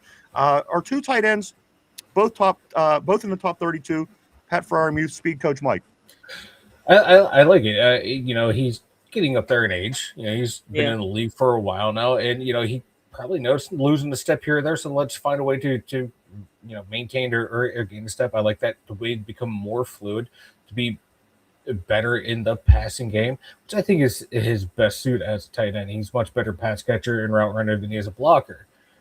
So I like it. Enhance that part of your game because Darnell is going to be the more blocking of the two. I like that, and I like the 1-2 punch we have with those guys. It's going to be interesting to see how many times we see them both out on the field. Who's going to get the more usage? Because in McCarthy's offense, it's more or less 11 personnel. Only go in one tight end, 3 wide receivers. So him and Darnell are going to have. It's going to be interesting to see that split, and interesting to see how much 12 personnel they run.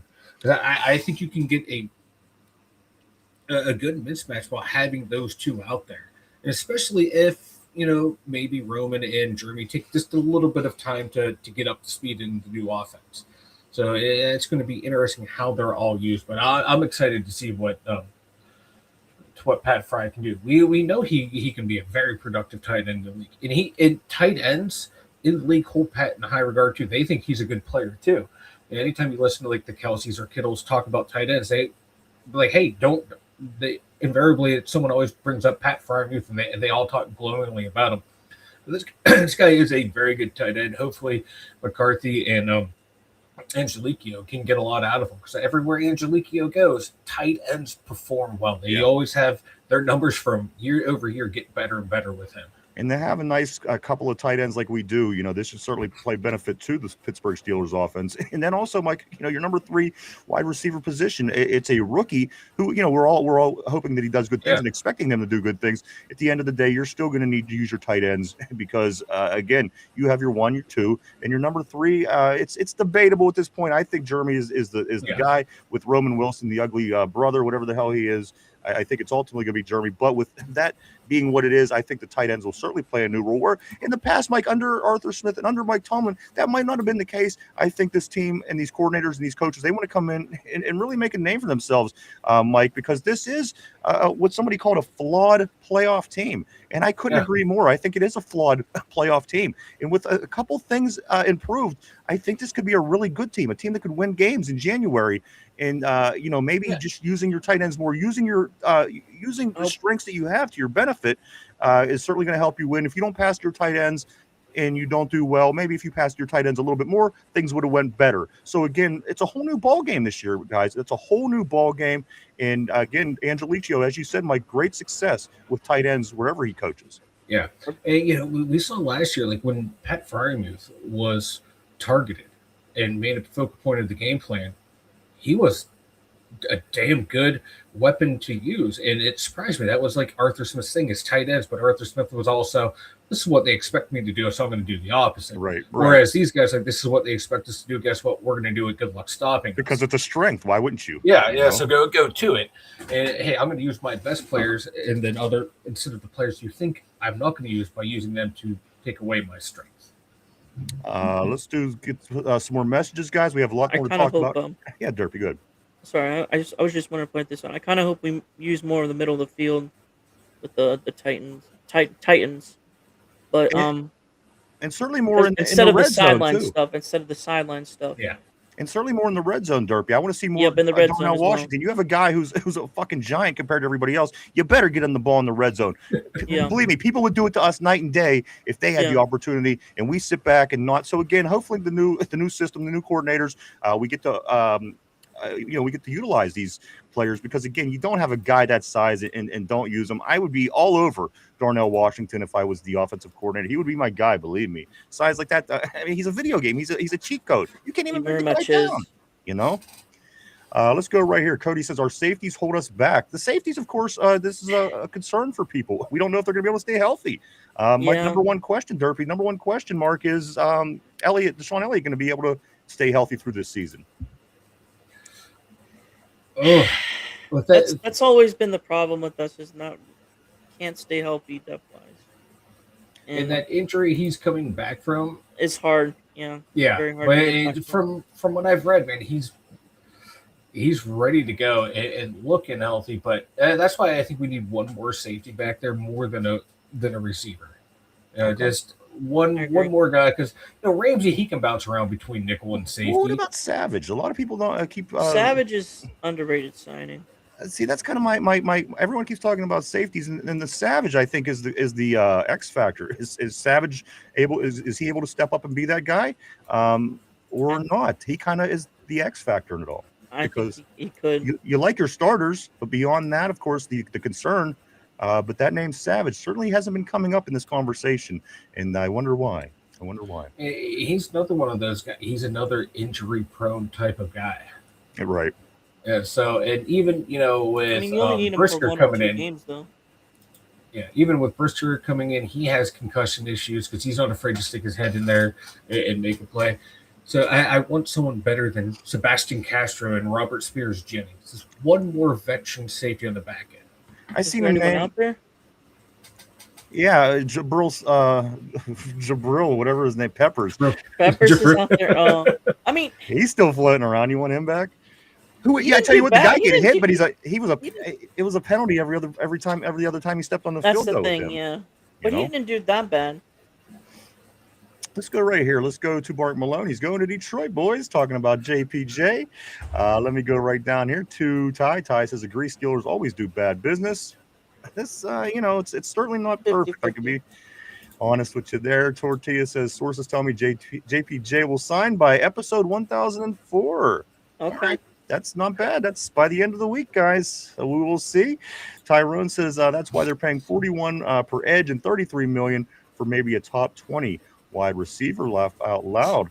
Corey says this. You think? Hold on. You think Revis had trouble getting paid? We've drafted corners so poorly that we finally got a cornerback one that they don't even want to give him money guaranteed. They don't mind doing it for a declining TJ.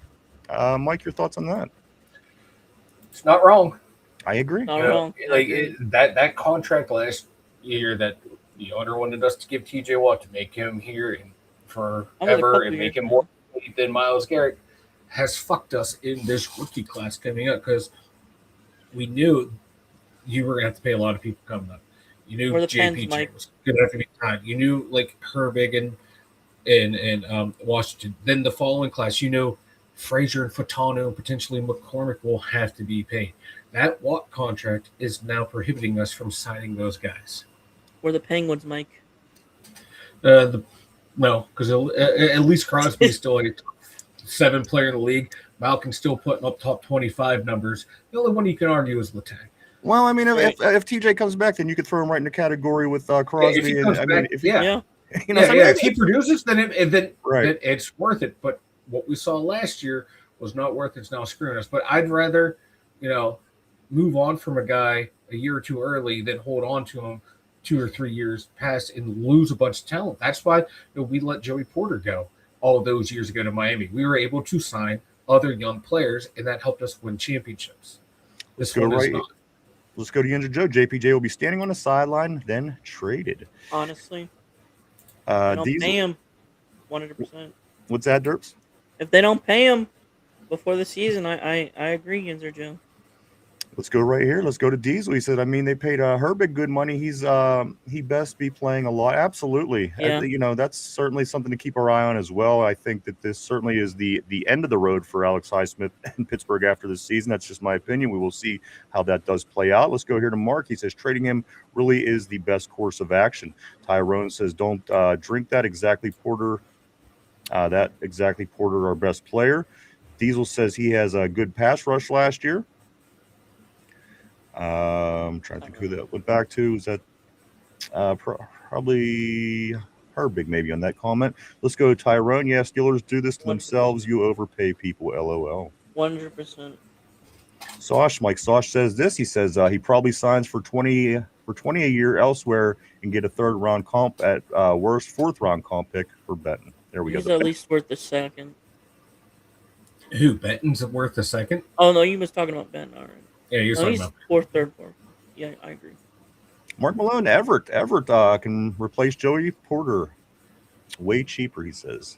We don't know. I mean, Dalen Everett still yet to find out. But again, but he has. He looked great. He looked great in t-shirts and shorts in practice. He has potential. I'll tell you that. I do want to Everett. say, I'm jumping up to the top real quick. I do want to say what's up to Steel Loyal. Great seeing you, bro. Glad to see you today on the board as well. Let's continue down. Ty says, yes, let's have a rookie guard chase. Yeah, well, you know what? That's what you're going to get with that. Absolutely. You want Everett chasing Jamar Chase around all afternoon against Cincinnati. Mark Malone says, not real worried about the Bungles. Truth Thong says this. He says, going to be a boring year by a boring team. 2010 Packers, players, coaches. Why? Why does this team look a lot like a former Packers or former Cowboys team? The Cowboys are the only team that hasn't been to the NFC Championship game since 1995, 96. Why would we want to be like them? I don't know. Let's continue on. Let's go here to Ty. He says, like Everett, but he ain't ready for that yet. Next year, I can see him being DB3. Joe says, splash plays, pay guys. Sorry, JPJ isn't that.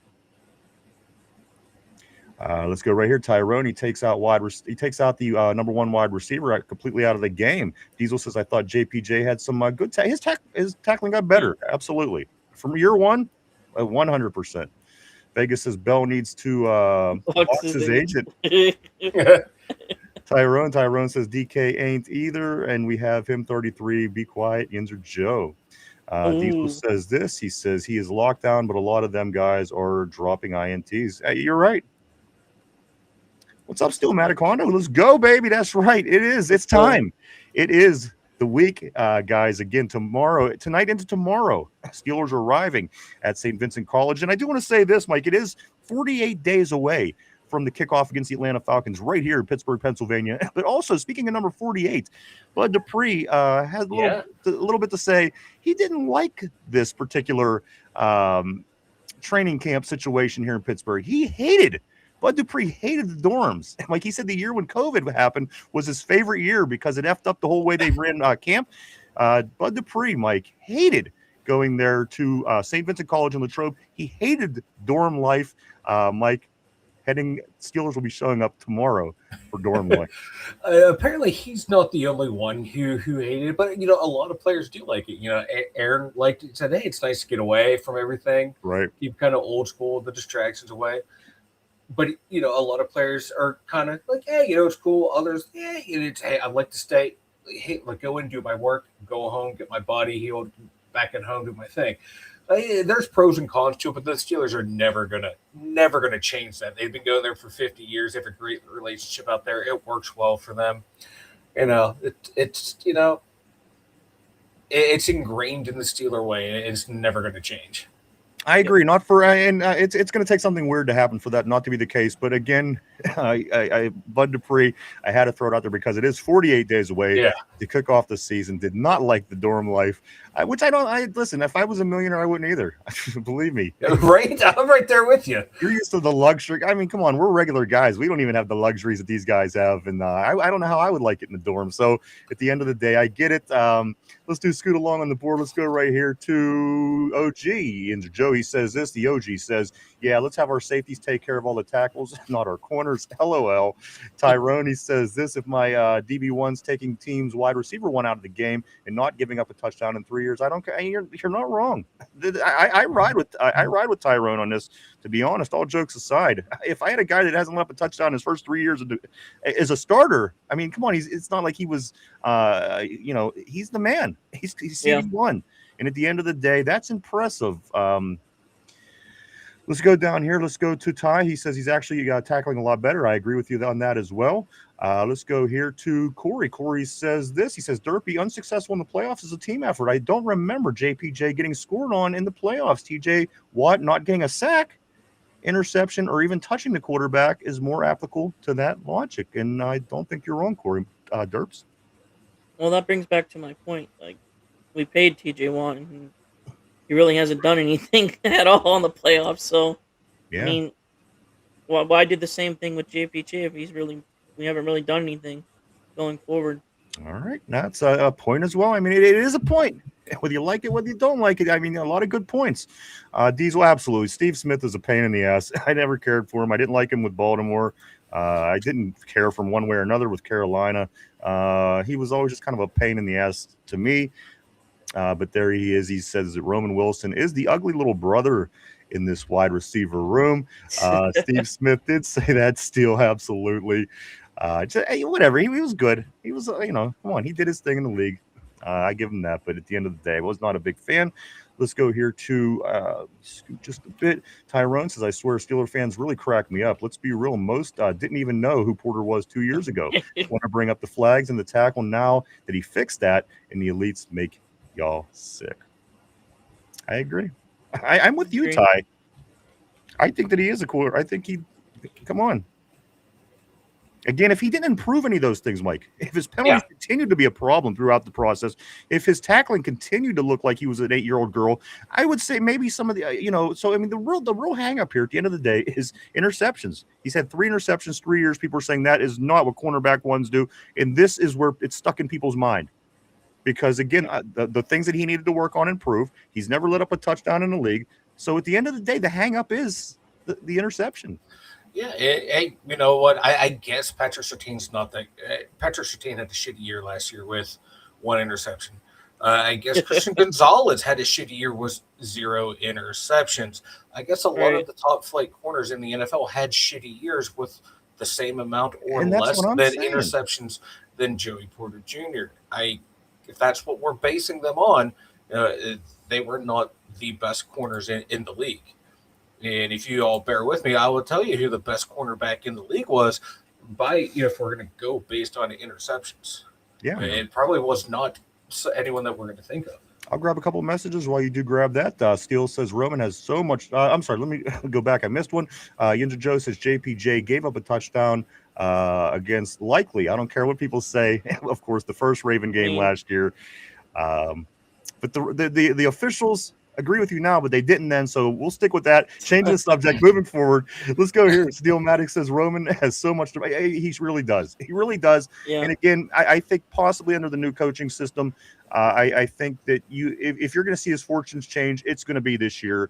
For whatever the reason was, again, if he was not good enough, a new coaching staff and a new coordinator should change it. If it was something else holding you back, we will get a true look at Roman, and I can't wait, guys. Again, camp this week. Yeah, go ahead, Mike. Did you pull that up? Yeah, the best cornerbacks in the league because they had the most interceptions: J.C. Horn, Nashawn Wright, Marlon Humphreys, Dante Jackson, Mike Jackson.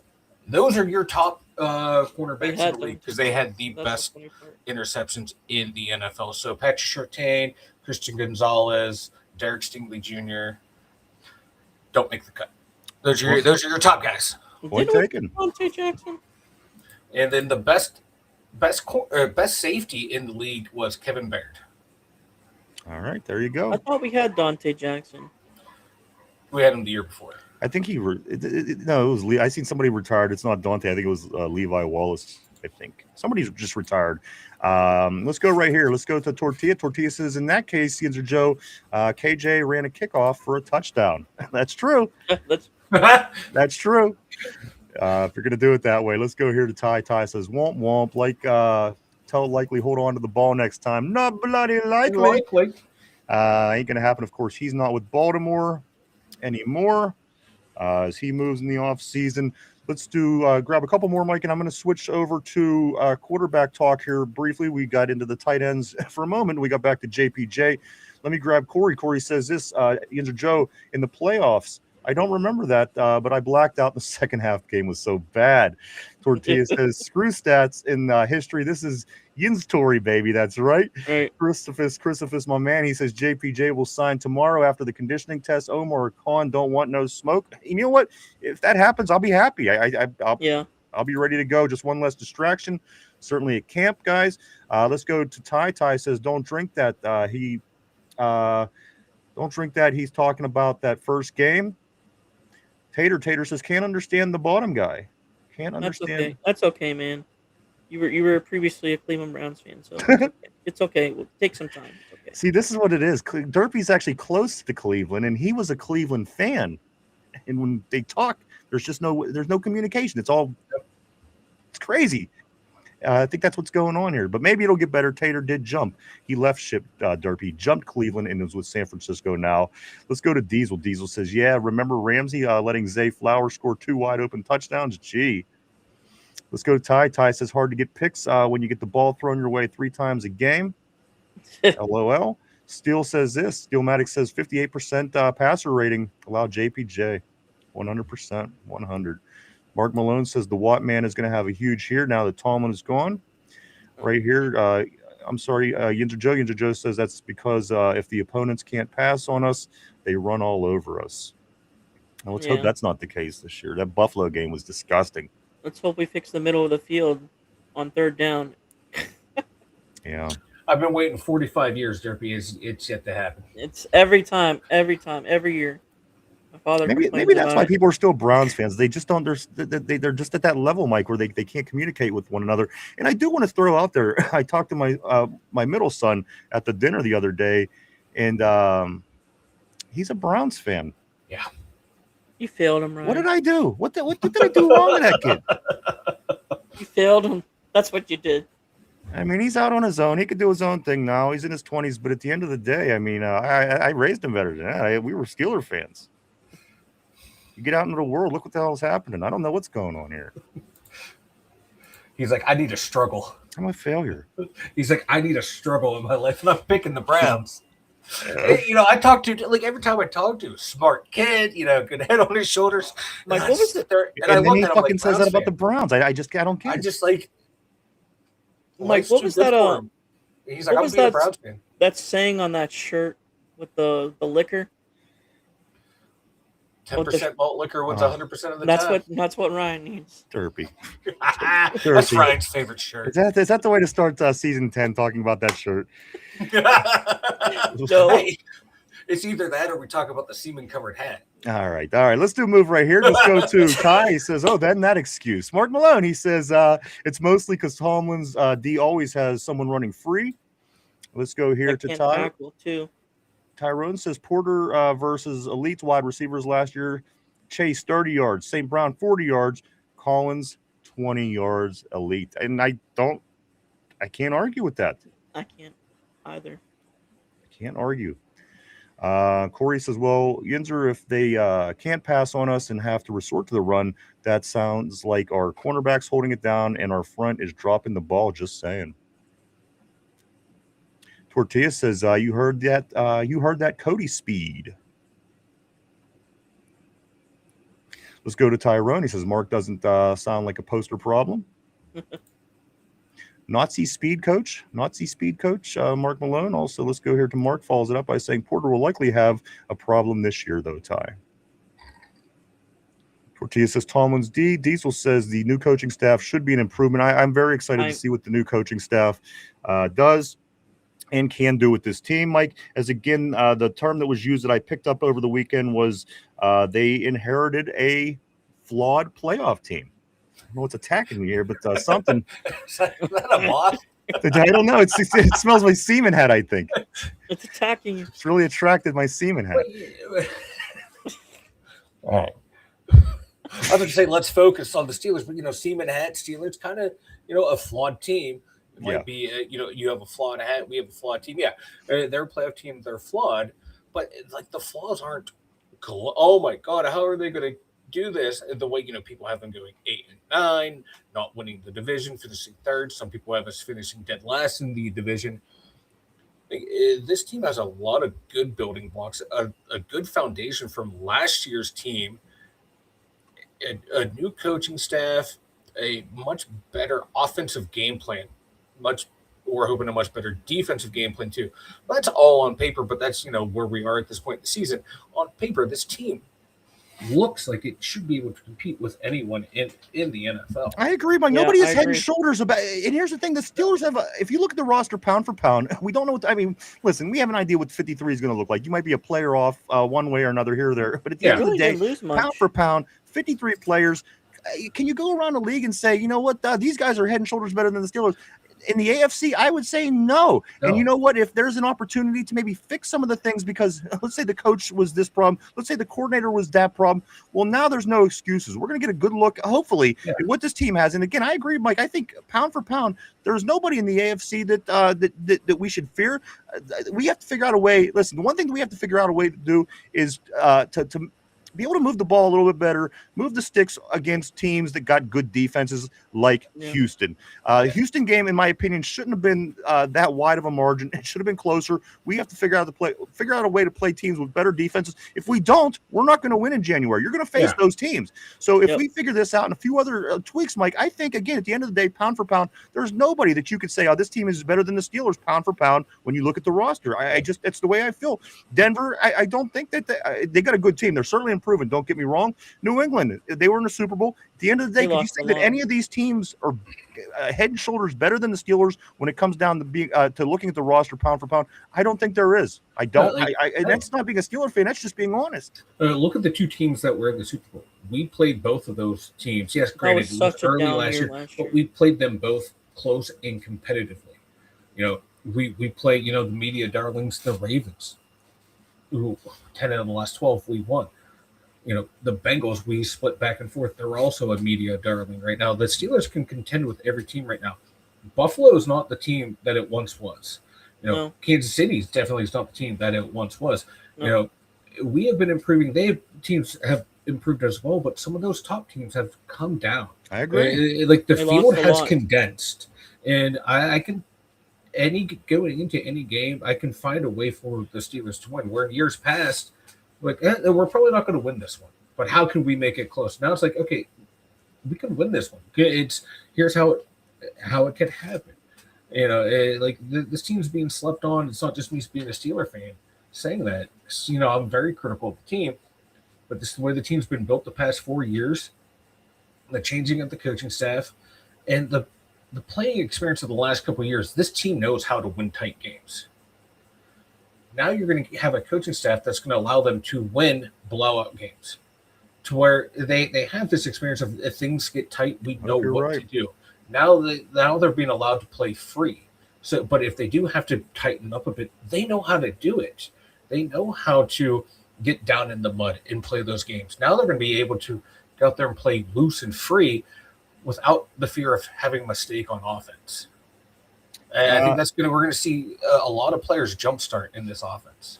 Let's get to those quarterbacks. Let's talk about quarterbacks, guys. I know that this has kind of been since day one. People were talking, is Aaron Rodgers coming back? What are we going to do? We're going to draft somebody. The drafts this year, quarterbacks ain't as good as we thought they were. We're going to get one next year.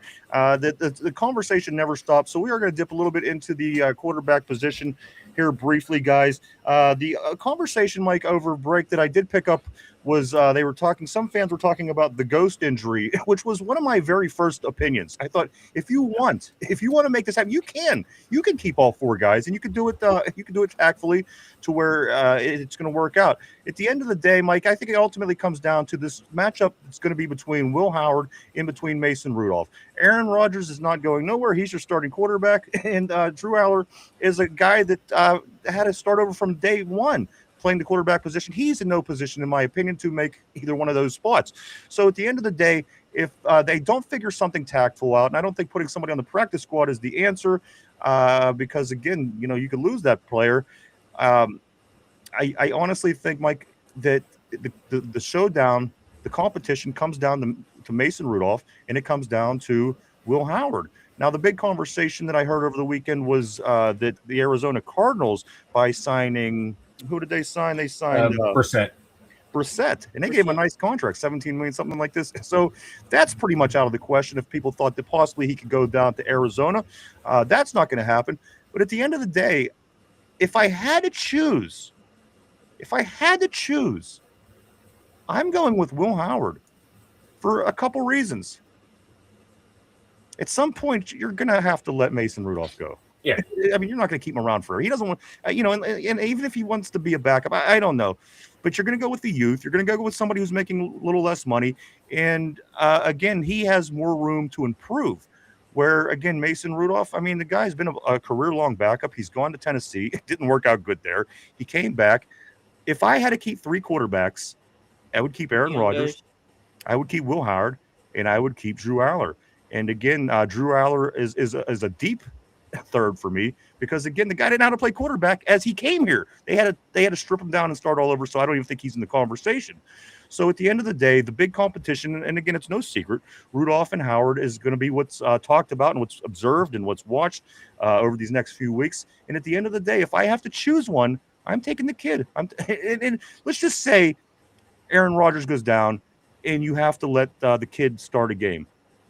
At some point, the kid's got to get his feet wet. I go with the young kid, a little less money, a little less experience, but at the end of the day, if he has to step in and he loses, that's no different than last year when Mason Rudolph stepped in because he lost as well.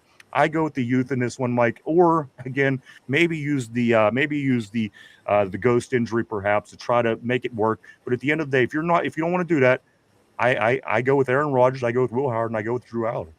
And they're not going to use a ghost injury for Drew Aller because he's going to be out, and therefore he can literally not practice.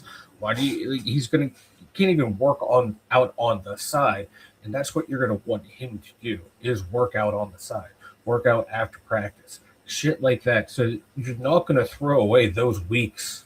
You're not going to waste an IR reactivation on that. So it really is going to come down to Mason Rudolph and Will Howard, how well they perform. And a lot of fans got to get ready for it. Like if Mason Rudolph plays well and Will Howard plays bad, don't be surprised if Will Howard doesn't make the team or is traded. I think it's what everyone here is comfortable with. Like if we have to move on from Mason, let's go with the two guys.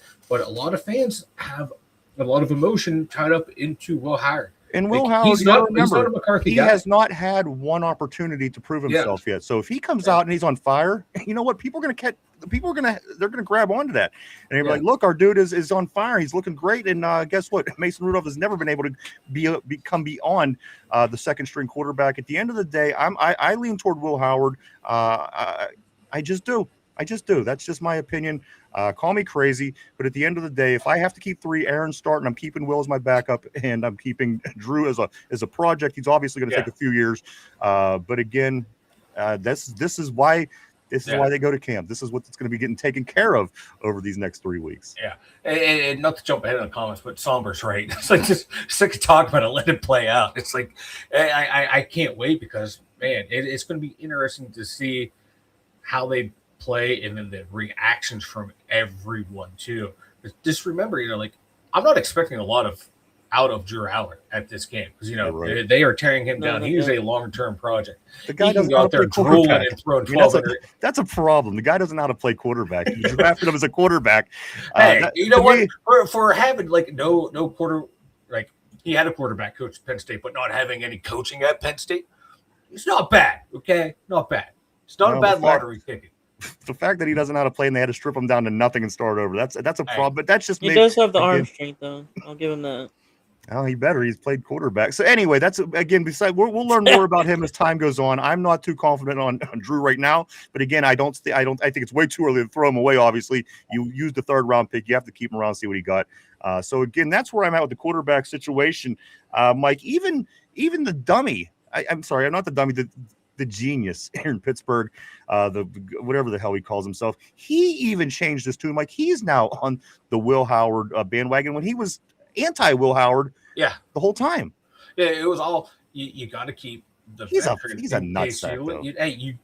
You got to change your opinion when the opinion of everyone else changes. Yeah, you got to keep in mind. But I have no problem if they keep Mason, and I have no problem if they keep Will Howard as long as it makes sense for what your goals are as an organization and as a team.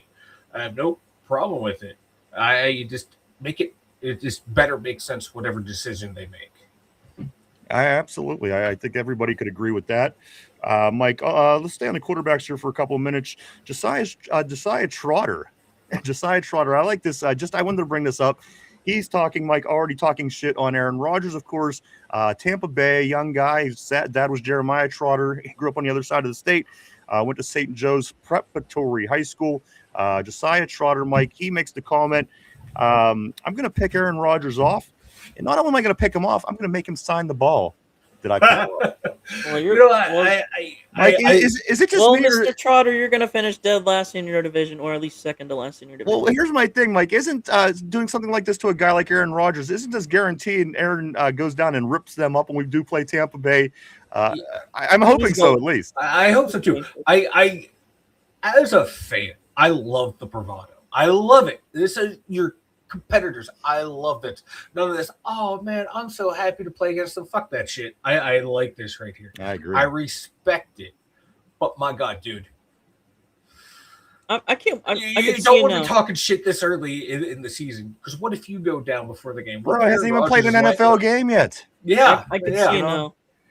I could Yeah, see it's- Aaron Rodgers post game smile after the question is asked about Trotter's comment. That's what I'm saying. It just has a nightmare written all over it for Tampa's Yep. defense. But again, I like Tampa. I think they've been building they've been doing work on that squad. So again, that's a game I'm looking forward to this season. Let me grab some more messages here on the board, guys. I don't want to get too far behind. Let's go to Mark. Mark Malone says this for sure will. But Porter will be tested way more if he isn't traded. Corey, don't drink that, said, I honestly blame a lot of the secondary woes on our defensive line. When Ramsey has to play the line because we can't stop the run, that leaves us open to get hurt with the play action. We had definite tackling issues, absolutely. And again, we had the league's leading missed tackler. Of course, Patrick Queen. That has to improve, Mike. You can't have your middle linebacker being the guy that leads the league. Not the team, not the division, not the conference. Mike, he had more missed tackles than anybody in the league. That's a problem.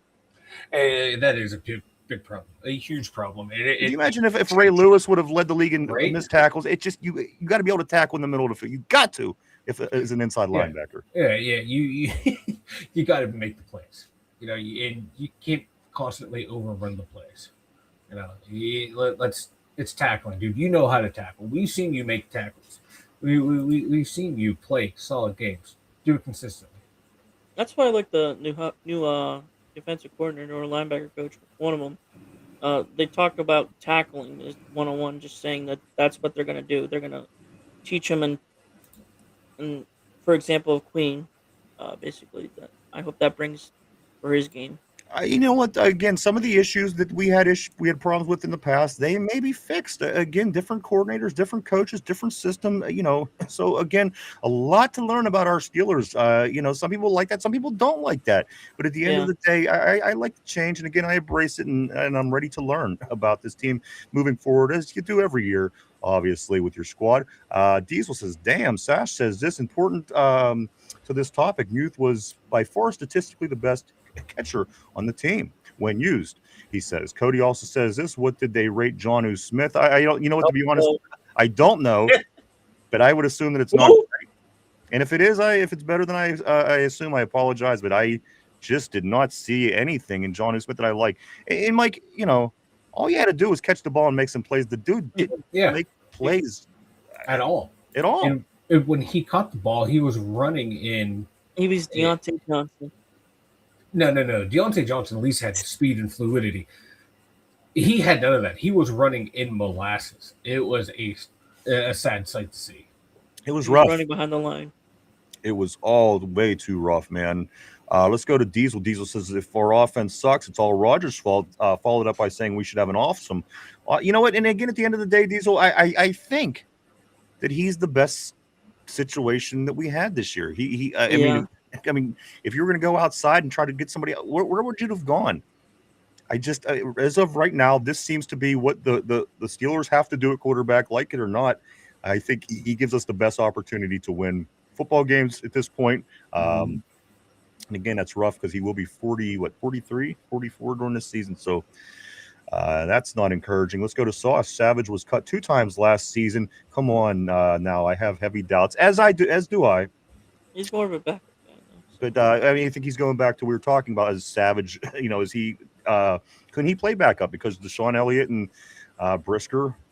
It's thin. Beyond that, what all do you really have back there? So, right. Can Savage step in and do the job? We don't know. Let's continue. Let's go right here. Mark Malone. Or I'm sorry, Tyrone. Mark, how about sorry about Queen? Dean stay healthy and Eccles not get torched by Christian Kirk. Is Eccles still on our team?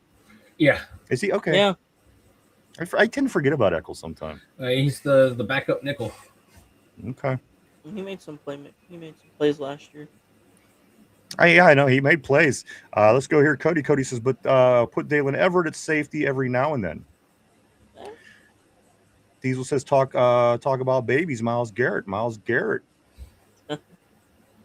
Mark Malone says they got everybody signed they needed to besides Benton. Tortilla won. Tortilla's head just blew clean off his shoulders. All right, here we go. Let's go to Tortilla. I'm sorry.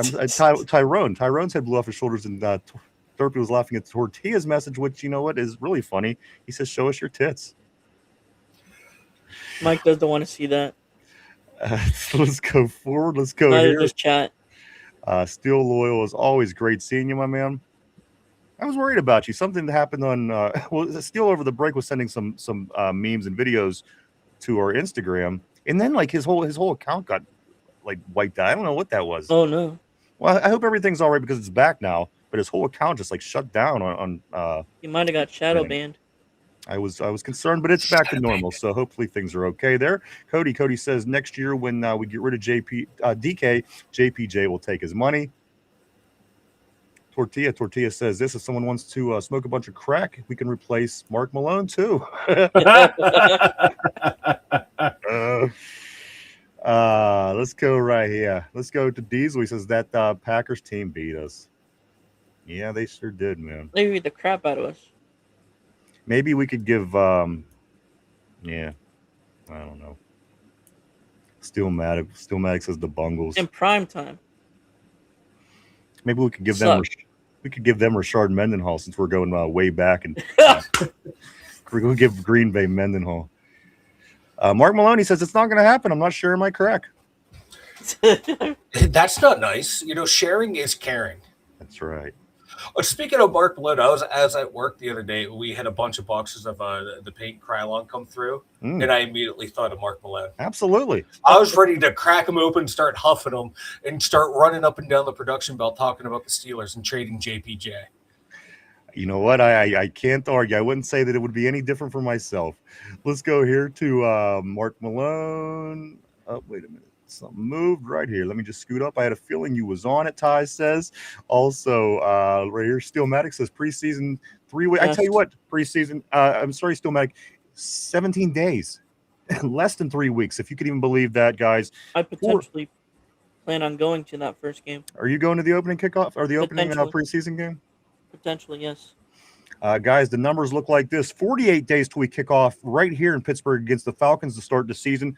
17 days till the preseason game also at home. And again, all 3 preseason games are nationally televised. So we do know that, Mike, even P from the board all the way in Japan, and even Sosh all the way in Switzerland. Yeah. And even that the weird little one, Tater, up in Ireland, even he, Mike, should be able to watch this. They're national, but you know what? That means other countries are going to be able to watch these games as well, you would think. Guys, it's coming up right around the corner. 17 days until we play Green Bay here in Pittsburgh. Yeah. 48 days until we play Atlanta. So it's so close. So close. I want to thank the Pittsburgh Pirates for getting us this far. Pittsburgh Pirates, yes. Mike, as of course they were heading into the All-Star break when we leave, they still sit 1 game out of the wild card spot. So again, we mentioned the Pirates. There you go. Let's continue. Let's talk some Steelers. Let's go here to Mark Malone. He says this: I smoke with Mr. Bigums. I smoke with Mr. Bigums. Let's go to Steelmatic. Who starts preseason, Howard or Drew? I say Howard. Or Mason Rudolph. Or Rudolph, yeah. It's between Howard and Rudolph. Definitely, Drew isn't ready. I don't think Drew's ready to start. The guy's really listen. They tore him down at the beginning of the early camps, and then the early camps are short. They're done. I just don't know if Drew's prepared to start. And it is preseason, so point taken. Maybe might get a could chance. start. I tend to think that Will Howard's going to get the head there. He's going to get the call if it's down to them too, for sure. Yeah, I think Drew will get a lot of fourth quarter action with the guys that are at the bottom end of the roster. I think that's where we're going to see Drew just to get reps in and stuff like that. And Mason and Will are going to be your guys that are going to for QB2. Yeah. I think Will Howard's going to get the bulk of it, and Mason will get like the first I agree corner. because we already Yeah. know what Mason can do. Even if the new coaches don't, again, he's a veteran. People know Yeah. what he's got. You want to see And- Will. You want to see what the kid learned, what he could do. He missed the whole entire season, like his rookie year, not getting an opportunity to watch him. I think people want to see Will Howard, us included, fans and coaches. So again, Aaron Rodgers obviously getting the nod. Drew Aller for me he's at the end of the road. I'm not bad mouthing. I'm just saying that's where he is in his process. Oh, yeah. So this whole thing, the whole quarterback conversation about camp is Mason Rudolph and Will Howard. And I think again at the end of the day, Will should get more opportunity, more time, more snaps, more plays because we've never seen him. He's never had a chance to prove himself. And of course, we do know what Mason does bring to the table. So to answer the question on that one, I do think that is a Will Howard. Whether it's the start, whether it's not, I just think that he gets the most work. Let's go here to Tortilla. He says Mark knows the Moose Man. He knows the Moose Man. Let's go to Cody. JPJ hasn't lit up an NFL touchdown. Roman Wilson had touchdowns on him in college, though. Ooh. Shaking my head. Cody Tyrone says, of course, we knew that was coming. Tortilla says that's because Penn State was freaky and Michigan was cheating. I mean, he's not. Tortilla is not wrong. No, on both of them. Let's go here. Tyrone says Mike 100. Let's go to 007, my man. What's There we up, go. bro? Great seeing you. Hope you're having a good summer, man. I know you're ready for camp. 007 says this. Why do you suppose the front office didn't do more to keep Kenneth Gainwell? Was it the money? Did he want to be the featured back? Couldn't he be the featured back in Pittsburgh? Are we that committed? That's Mike, a good question. that is a very good question. Mike, why don't you take it? Like Kenny G, I think someone answered it too. Like he got more money from More value. Gamble than we were willing to offer. We got Rico cheaper, and I don't know if they see Jalen as the number one guy. So I think Rico could be that number one guy, and Jalen's going to be that 1B type of guy. I think it's going to be a good thing right there. And there's Caleb Johnson who fumbles footballs on kickoff returns. Yeah, Caleb Johnson. That's another person I just keep forgetting about. What the hell's going to happen with him? What's going to happen with Caleb? I mean, is he going to? Maybe he could work his way. I don't know. That's a good question. Back to 00. I mean, 3 years in a row. I mean, it's three different partners for Jalen Warren. I mean, it was Najee 3 years ago. Last year it was Kenny, and this year, of course, with Rico. So again, I'm not quite sure the strategy. Have they not found anybody they want to keep more permanently for that spot? I don't know. I'm not real sure. But again, new coaches, new systems, new ways.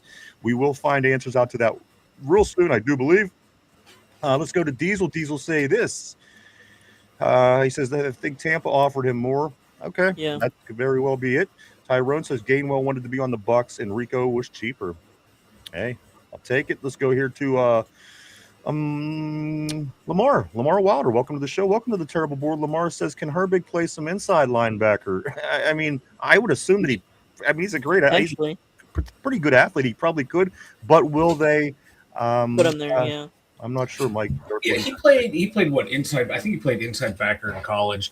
He has lined up there occasionally the past couple of years, more or less to blitz from that position. But I don't think they're going to have him in there playing actual inside backer. I can see a handful of snaps a game, him lining up inside, blitzing, dropping into coverage, stuff like that, but not as a permanent type fixture to replace one of the other two guys. Yeah, I mean, the kid's an athlete. There's no two ways about it. If there's anybody that I would try to do things like that, I think he could be a perfect person where, this is something that people wanted TJ to do. They wanted him to move around more. And even last year going into the season, this was something that was said that they were going to do more, and they didn't. I think possible, 2 times, maybe 3 or 4 times they did move him around. I think Herbig would certainly be, and of course, being younger, his youth, his athleticism, he could be somebody that you could certainly work around in the middle. And as Mike says, in different situations, he is in the middle. But I think that he could. I don't see why not. But at the end of the day, I don't love our inside linebacking core. I just don't.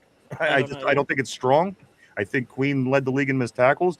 I think Peyton Wilson, as athletic as he is, I just don't know if he's him either in the middle. Again, behind him, you have somebody who's been injury prone with Cole Holcomb pretty much his whole career up until last year. Yeah. This is another linebacker, and then Malik Harrison, somebody who, he's lucky probably to see the field a lot of the time. Yeah. So I don't love our inside linebacker room. So I don't know. Maybe if it comes down to it, we could possibly see that happen. But with the luxury that we have right now, Derpy, of having those three edge outside linebackers, maybe this could be the year that you could see something like that. Maybe a little bit of experimenting, different coordinators, different coach. Who knows what the hell we're going to see, Derps. I mean, Herbert definitely has the explosiveness. He's a fire. He's Hawaiian. Dude's from Hawaii. I would draft my whole team from Hawaii if I could. I mean, we have a Hall of Famer, so. Yeah, sure do. Diesel says this, yeah, but not giving up touchdowns is way more important. Also, he says, hope all goes well. God bless. I'll catch y'all later. My man, Diesel, All great right, seeing Diesel. you, dude. He says, go Steelers for show. Getting that for show. Great seeing you, bro. Yes. Thank you. Tortilla should have came on that hat. Should have came on that hat.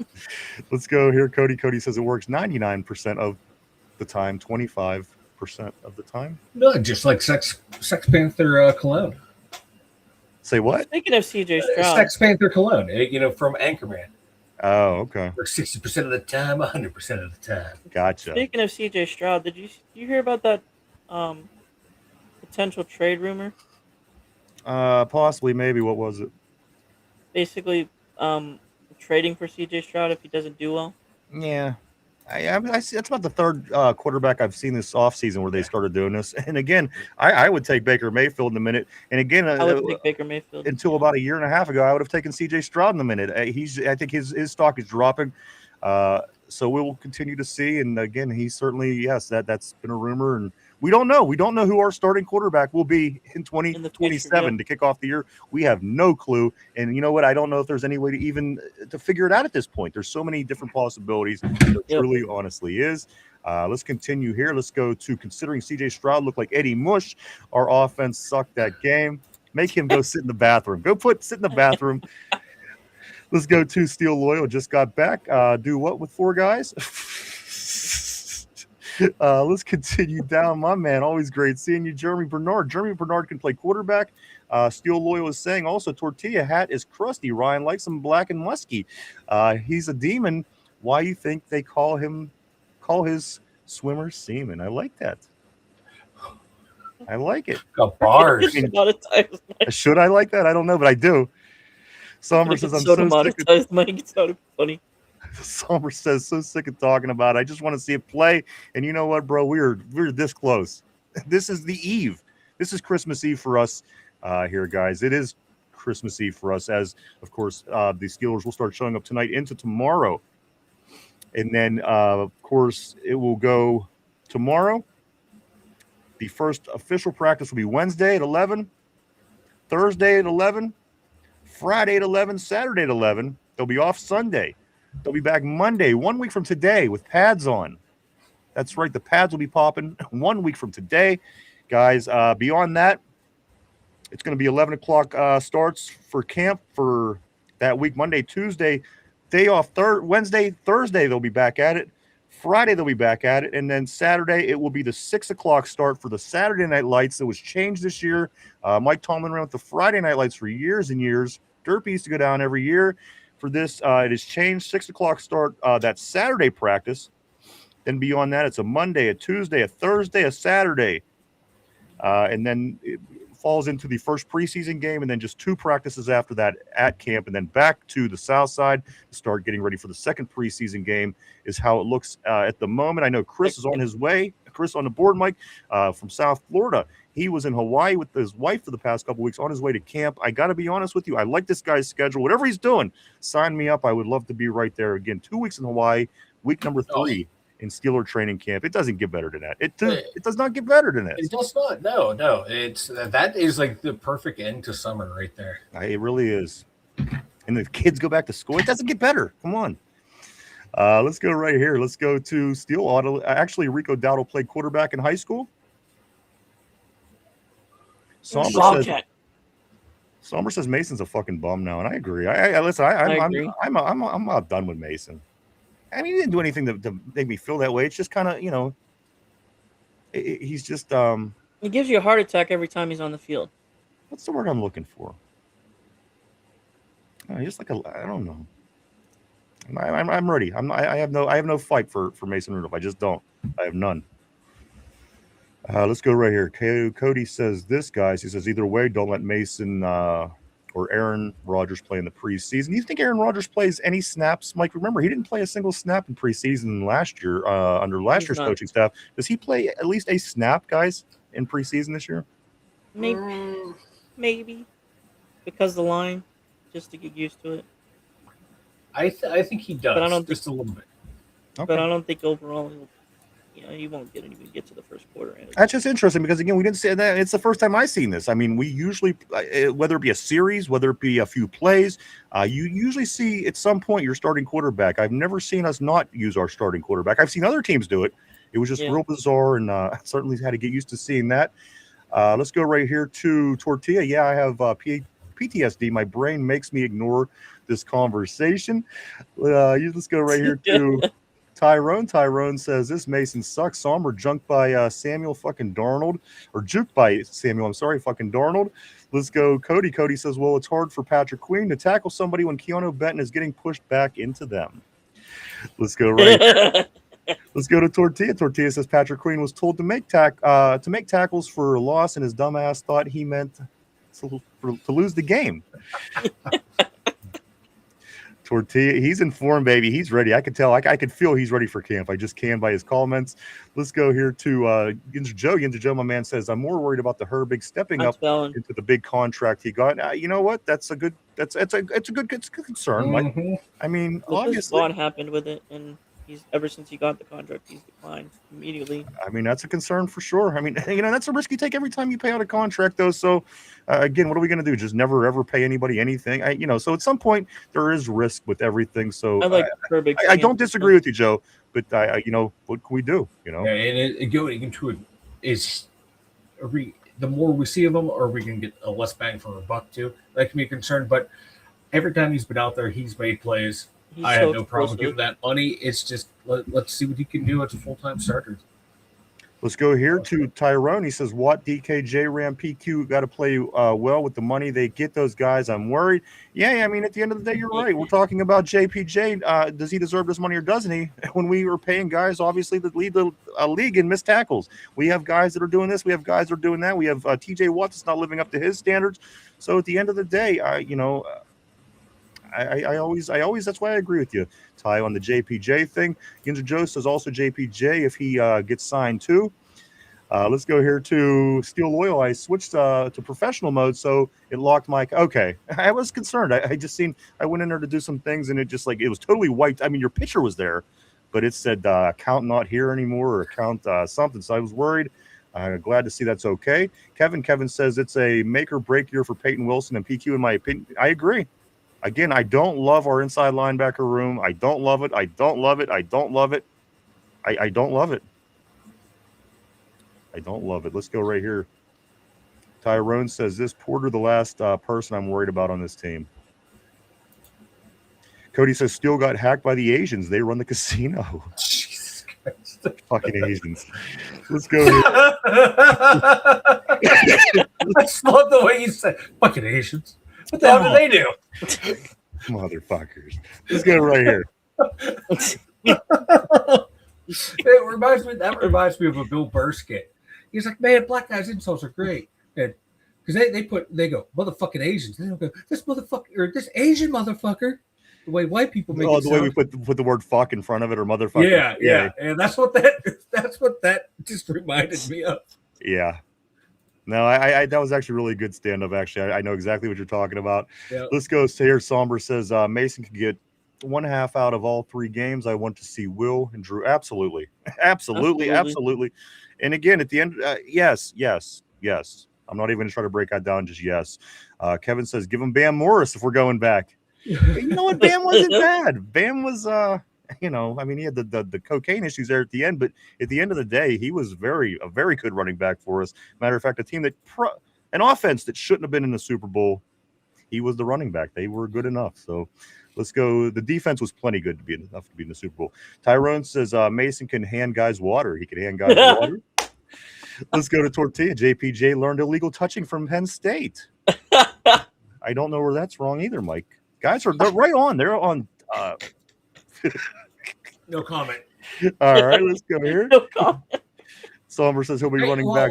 I will say, have you noticed in the illegal touching, the further he gets removed from Penn State has gone down.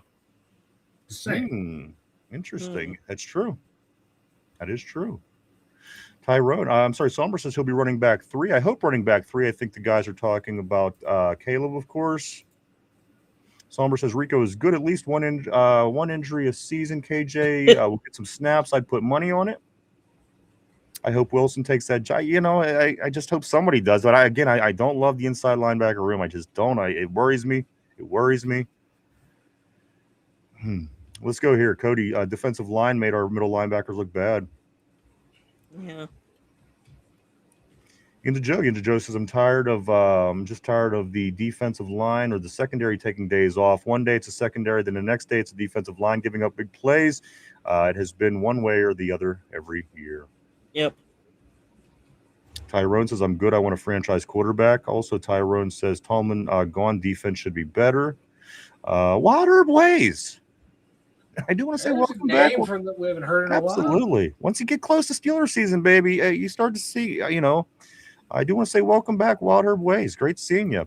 Wild Herb says Big NFL has DK Metcalf attacking fans in Latrobe. The dark hand of Tomlin's black gold has sabotage written all over it. Season over. I'm not real sure what's being said here, Herb Wild. Maybe I'm just not. Maybe I'm half retarded, which is possible. Mike, what's being said here? I'm trying. Shit, I lost the comment.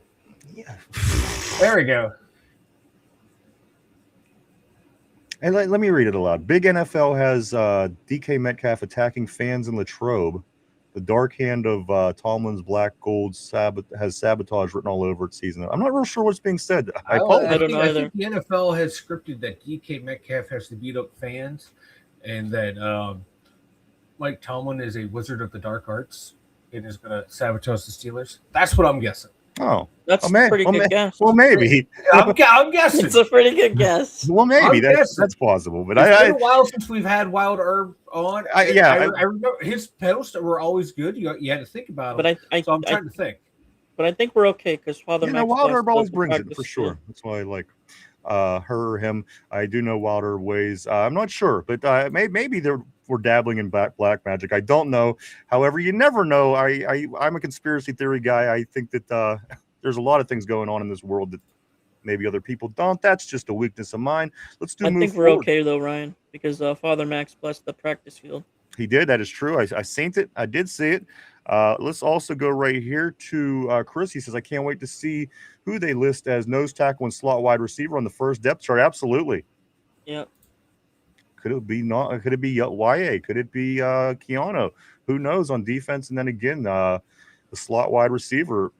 There's a battle, like it or not. We're going to see if it's the rookie or the ugly brother. The ugly brother, Mike, is of course what Steve Smith referred to as the ugly baby, the ugly baby to Roman Wilson, of course. Hey, I don't think the guy's ugly. What's going on? Let's go right here to Kevin. Kevin says, can't wait to see the NASCAR packages with TJ and Alex all at once, baby. It's going to be fun. I can't wait to see. Somber says, Cody trying to make an argument for PQ because he's from LSU. Laugh my ass off. He's ass, bro.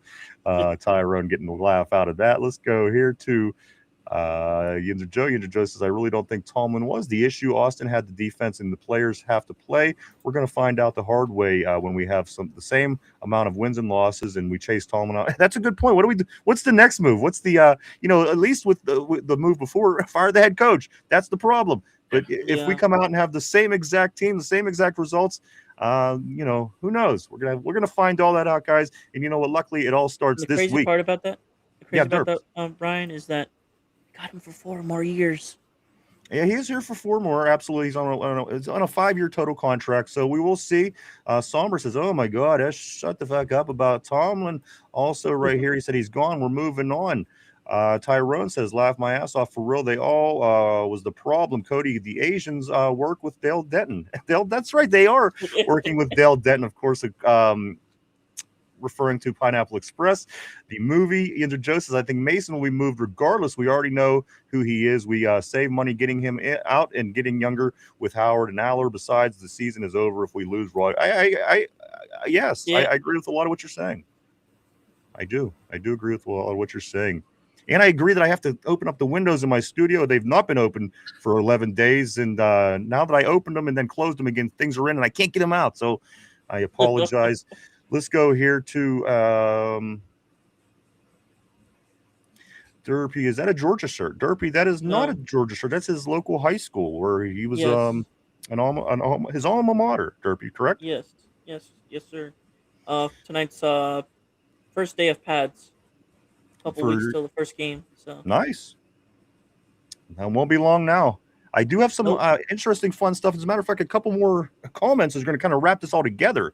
Just let me continue. We'll see what I'm saying here in a second. Tyrone says, this Derpy's at a Georgia shirt. It is not Cody. I'd rather have our middle linebackers than our safeties. Tortilla says, that sounds like some Harry Potter shit. Mike Tomlin and the Prisoner of Aliquippa. Guys, I do have interesting stuff about Aliquippa, guys. Of course, they're so good. I can't deny it. They're so good. Hall of Fame high. No high school has more Hall of Famers in the NFL than this little mill town called Aliquippa, guys. I do have more coming up this week. We're going to have fun with this. Amongst other things, Mike, I have some plans this week for you guys. I think you're going to love it. Let's go right here. Cody, let's go Tyrone, Bernard wide receiver 3, Magnum stage, JPJ goes is what Mark Malone is saying. Ty says, Mark, hop off Porter's nuts. Tortilla says Mason uses tiny condoms. And finally, Tyrone says you was a shit QB. I can't believe we caught up to the board. I'm actually feeling kind of good about ourselves being able to do that. It's not always easy. But again, thank you for keeping them coming all show, guys. Lots of stuff coming, Mike. Not like coming, you know. Whoa. But we do, Mike. I have a lot of stuff lined up for us this week. Again, I think you guys are going to enjoy the show. And you know what? What better time to enjoy the show than this week? Getting ready to get this thing started, getting this campaign started. Camp started, Mike. They're showing up tonight. They're showing up tomorrow.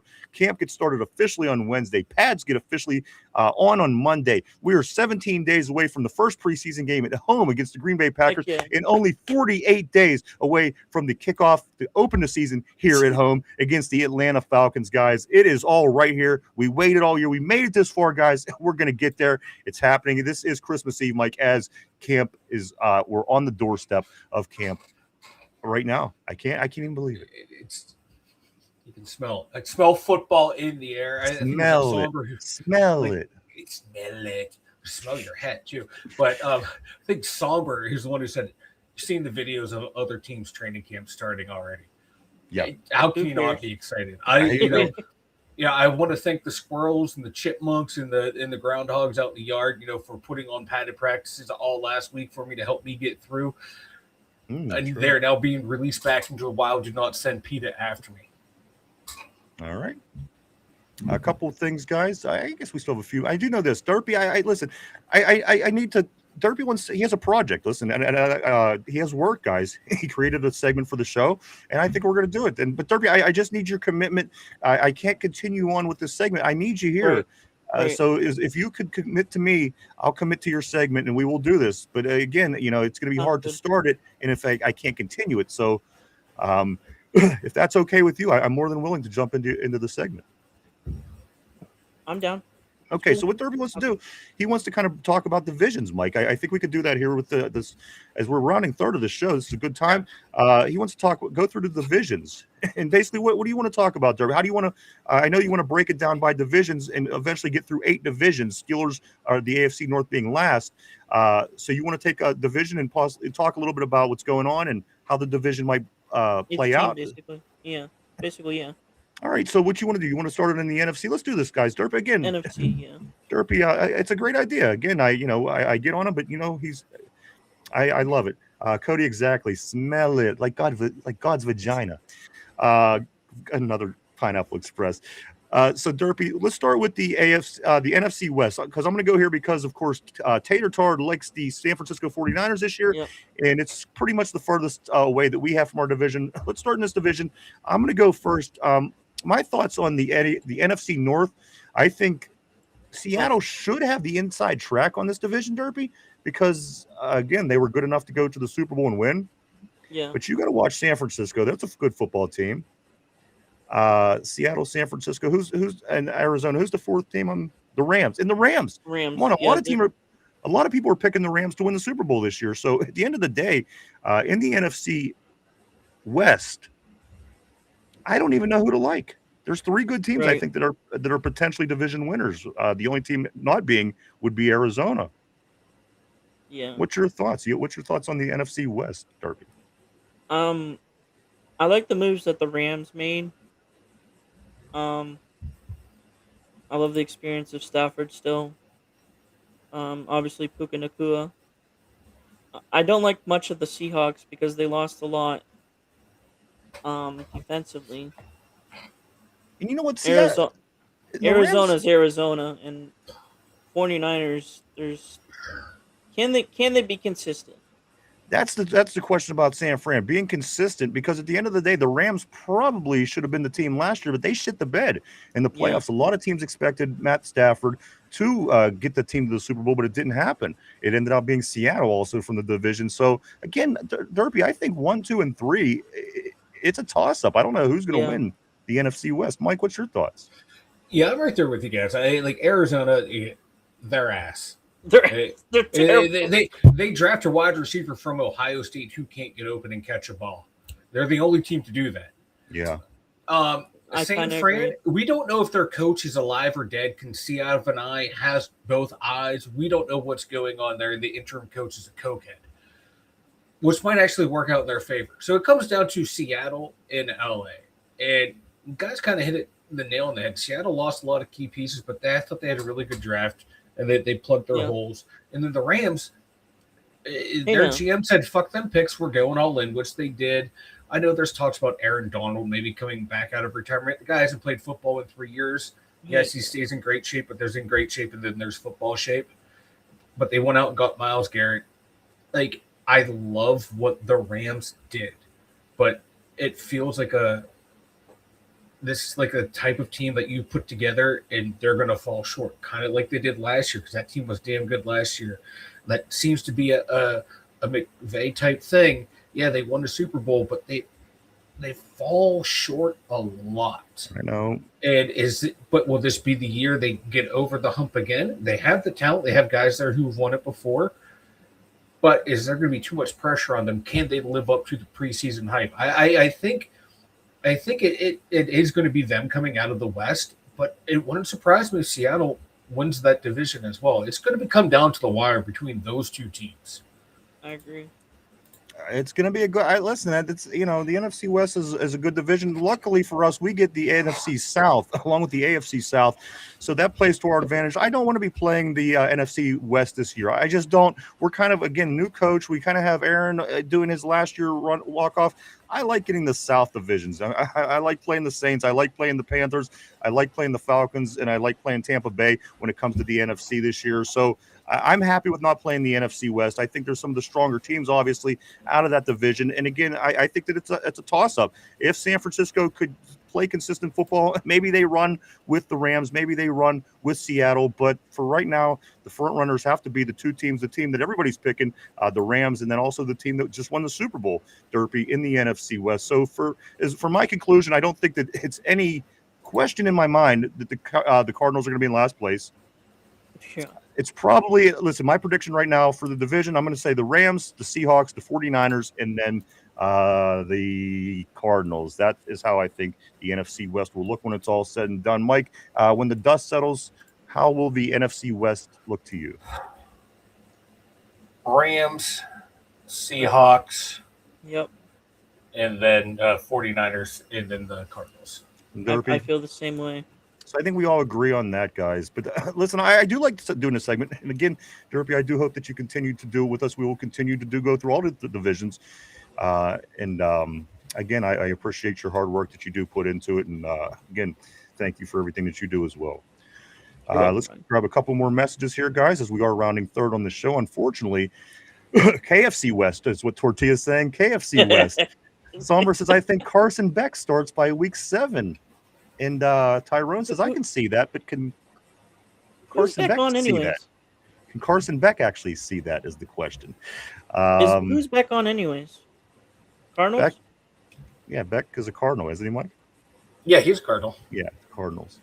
JSN, you know We what? don't This have a does, line that could protect him.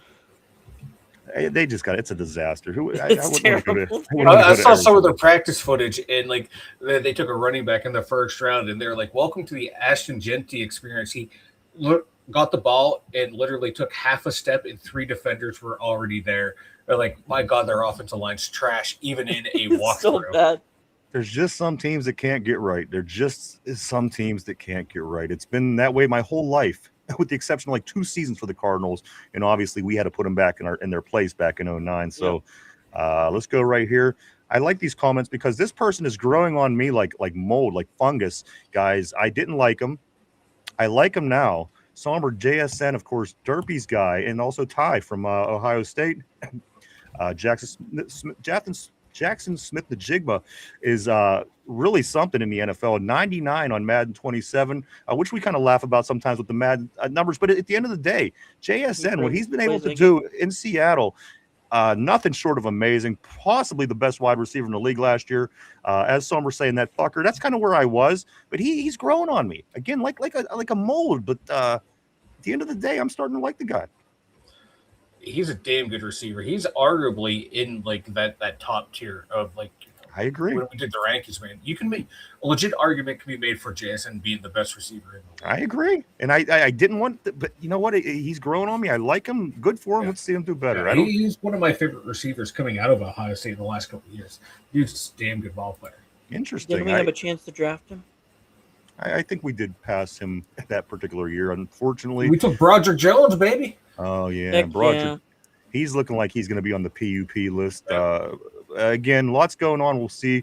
Let's go right here to JSN's a beast, is what Ty is saying. I know, and I hate it, Somber. That's kind of where I'm at Somber. I hated it, but again, I think I'm liking it now. I don't know. Let's go right here. Tyrone says, why? Let's go to Tortilla. Asian Rudolph has 99 driving. Jesus Christ. The driving. We like to apologize to our Asian viewers today. Yeah. Apparently, it was your turn to be made fun of. Hey, everybody gets a spot in the line. Let's go right here. Let's go to Somber. He says, I won a top 5 wide receiver. LOL, I'm jealous. Hey, who knows? Let's see what we get this year. Tyrone says, yeah, me too, bro. Got DK, though, top 20, but paid 6th in NFL. Shaking my head. Somber says, yeah, I saw that clip. JSN top 3. I think easy. After what we've seen from him last year, I'd say easy top 3 for sure. Can't get right. You picked up on that reference. Tyrone, he says this, yeah, we took Jones. Oh, my God, that's even worse. Could you imagine if Jackson Smith and Jigba was on our team and Broderick Jones was over in Seattle? How things would be right now. The magic of hindsight, baby. The magic of hindsight. The magic of hindsight.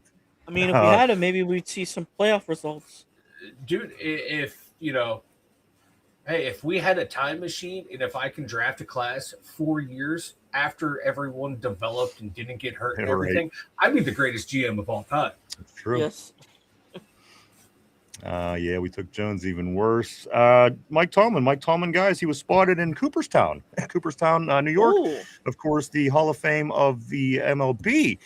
There to support Andrew Jones. Mike, again, as Steel Loyal, I'm sure is a fan. Me as a Pirate fan, I'm not an Andrew Jones fan at all. But, of course, the great player from the Atlanta Braves. He deserved it. Absolutely, 100% deserved it. And Coach T there with his Andrew Jones jersey on, which was pretty cool to see. So Coach T in town in Cooperstown over the weekend supporting Andrew Jones. Cody says this, it's still like stank. It's still like that stank dick. You don't like it, but you know you want to keep smelling it. That's a bumper sticker right there, ladies and gentlemen. Yeah. That's going to be the pinned comment. We're just going to pin that. There we go. Anyone tunes All into of this the day. episode, I think we'll see that first thing. There we go. That is good. Game ball. Jesus fucking Christ. Tyrone, he says, yeah, we took Jones. Oh, my God, even worse. I tell you what, the last 5 draft years, they don't make you feel great when you look at them. The first-round picks. I mean, Kenny and Najee and Broad, and which I didn't like. was okay. I like Najee. As a matter of fact, We until didn't he really went. have much of a line. he didn't have a line. He didn't have an offensive coordinator, but he managed to get 1,000 yards all 3 years. So again, I have nothing bad to say. The Kennys and the Broderick's, of course, were a disaster. But now Najee is not making his case look any better out west. Blows the firework in his eye last year. Blows his Achilles tendon. He had a lot of issues out there out west. So unfortunately for him, that's the way life is going. But I like Najee. Right. We It's always did make up interesting. for that Broderick Jones pick, though, because in the very next pick we made, JPJ. Yeah. That's fair. And then we also got Darnell, and we got Herbig in that draft. That was a really good draft. Outside, you missed on your first round pick. Yeah, yes. It's like, but hey, then we followed it up the following year with another good first rounder, then another good first rounder. So can't win them all. And Mike, as you said, of course, drafting in the 20s every year for your first pick is not going to get you the top talented guys. You're always going to get those teams that are going to the Browns, the Cardinals, teams like this are always going to get those kind of guys. And when you have a lot of needs, and then you got to remember that was the first Colin Weedle pick, and they were determined to rebuild that offensive line, and that was their plan, and they stuck to it. Whether now they should have maybe went somewhere else, but at that time, Brojo coming in was seen as more or less a can't miss tackle prospect. There were concerns about JSN coming from this pass happy, Ohio State type team that was producing. Was he just another product of the system, or is he going to be good? Sort of things there. I wanted JSN, but I wasn't upset with the Brojo thing, because you're thinking this guy developed. We got a stud left tackle. It didn't work out. Let's grab. Yeah, good. I wanted to say it's always interesting to me, fellas, that when a successful player from the Steelers leaves the organization, it never gets old. They always disappear. You're not and wrong. underperform. So we'll see what happens with Gainwell. I mean, yeah. I mean, with the exception, well, like Ron Woodson, Porter for a year. But you know what? Yeah, I mean, you're not wrong. There's not a whole lot of them. Antonio Brown goes to Tampa Bay. They did well. So again, it's but for the most part, I agree with you. For the most part, I do agree. Kenny and Jones was big misses, is what Ty is saying. I agree. He says Harris was average. Follows it up by saying JPJ should have been picked 14. Shaking my head, I'm so mad. This right here is where I agree. Yinzer Joe, my thoughts exactly. He says I still give Harris credit for his 1,000 yards, 3 seasons in a row as a rookie, second and third year guy under a team that didn't have an offensive line, and the offensive coordinator was mud when he was here. So again, at the end of the day, you can't take that away from what he did. Let's go here. We got lucky. JPJ fell, and you know what? Believe me, he's what I wanted that year. He's Penn State. He's Joey Porter's son. We needed a corner. I wanted JPJ bad. I'm not going to lie to you. So I'm surprised he fell. I was still surprised he fell that. I was too. So again, very excited about that pick. I wanted him in the first round. I wanted him at 17 because I thought there's no way in hell he's slipping all the way out of the first. Let's look right here at Tortilla. Tortilla says as soon as Najee left our outdated weight room, his Achilles pulled a derpy. You know what? That's true. He had subpar equipment, and he got 1,000 yards all 3 seasons. He went out with all the futuristic equipment, blew his Achilles. It's like Rocky 5. Yeah. Rocky's out there beating up fucking tree trunks, and the Russian dude's out there with all the state of our shit. Look who won. I would have loved Laporta. Let's go right here. Somber says Spillane turned into a guy. Yeah. I liked Spillane. I liked him. Spillane was pretty good. He had a hard head. When you're a middle linebacker, you need to have a hard head. And he had a hard head. He knew how to read, and he knew read the offense, and then you're right. Hit you hard. Tyrone says, Dotson was good after he left. Yeah, Dotson, he's still got things going on. He's out in LA now. Yeah. Joe, we weren't lucky to get JPJ. Could have had Branch or Laporta instead. Mike, go ahead, Derbs. I'd like Laporta, but I wouldn't want Branch at this point. And as Ty is saying, Branch not even a top 10 safety in the NFL. We already got Muth, LOL. Mike, why don't you go and tell everybody about the website?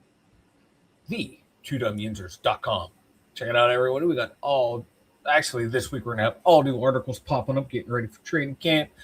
We got the merch store. We got links to all of our social media over there. Check it out. Maybe you can find a new covered hat over at the2dumbyinzers.com. But this week I'm hoping to have a couple articles up about training camp and what to look forward to. Check it out.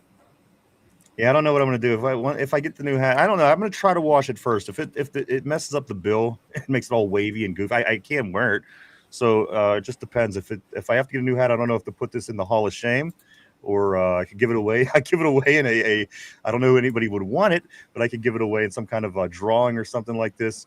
But I have to do something. Like again, my cum hat is it's season 10. Come on, I can't keep pissing around the cum hat. No, you can't. You can't keep wearing the cum hat. Can't. I won't. Let's go here to Ty. Ty says this. Yeah, but when you have a tight end, you don't draft another one. I thought that was bad common sense. My bad. Let's grab Tortilla. The porta potty wouldn't be shit in Tomlin's Tomlintism offense, guys. Let's get into this question of the day. This is the question of the day, and I do want to say Tyrone, awesome. I love it. Also, Aaron J did pop in, as Ty has the Rockets. Aaron J did pop in, Mike, on the comments section, Yes. and he had the comments as well. Always great seeing Aaron. I do know that him and his son was in town also over break. I hope that they had a great visit while they were here. Guys, question of the day. I did throw it out there. This is going to be JPJ, about JPJ. So put on your thinking caps, Derpy, Mike, everybody on the board, everybody at home. It is time. It's time to talk about JPJ and the question of the day. Here we go. Question of the day. Who has more interceptions as a Steeler, JPJ or Joey Porter Sr.? Does dad or son have more interceptions as a Steeler? Remember, JP Senior did go to Miami for quite a few years as well. Keep that in mind. Again, question of the day. Who has more interceptions as a Pittsburgh Steeler, JPJ or his dad? Take a minute to think that over. We're live 5 days a week right here, Monday through Friday, 11:30. Right now it's 12 until about 3. 3:30, 12:30 to 3:30 right now, but as we get closer to the season, that will grow and we will get back to 11:30 starts. So again, I wanted to make that clear here on the first day of season 10. So we are still doing shortly after 12 o'clock starts to about 3:30. But again, that will all change as we get closer to the season. But we will be here every day, Monday through Friday, through the whole season, guys. It's going to be a big one. Again, we hope it ends in February. Let's get back to the question of the day. Tube. On the tube. I was waiting for it, man. Well, I didn't do it. I was like, he's waiting for that tube. Guys, let's go right here to Ty. Ty says, easy work. Also, Tortilla says, Joey Porter Sr. Senior had more interceptions. The linebacker, of course. Also, Tyrone. Tyrone is saying Joey Porter Sr. Mike, what's your thought process here? Question of the day. Who had more interceptions with their time in Pittsburgh? Was it Joey Porter Jr., who's still here, of course, or his pops, who was a linebacker? Mike, what's your thoughts on this? I think Pops had more interceptions, dropping back into coverage there in the old zone blitz scheme and catching some deflected passes at the line. So I'm going to go with Pops. Well, safe. That's not bad logic. That's your final answer. Final answer. All right, I got to lock you in on that. Your final answer, you have Joey Porter Sr. Derpy, I'm going to come to you. Who had more interceptions in their time with Pittsburgh? Now, you got to remember, Joey's junior, I'm sorry, he's only been here for 3 years. He has 3 interceptions. Does he or his dad, who was a linebacker and then ended up going to Miami, who has more interceptions at their time in Pittsburgh? Joey Porter Jr. or his pops?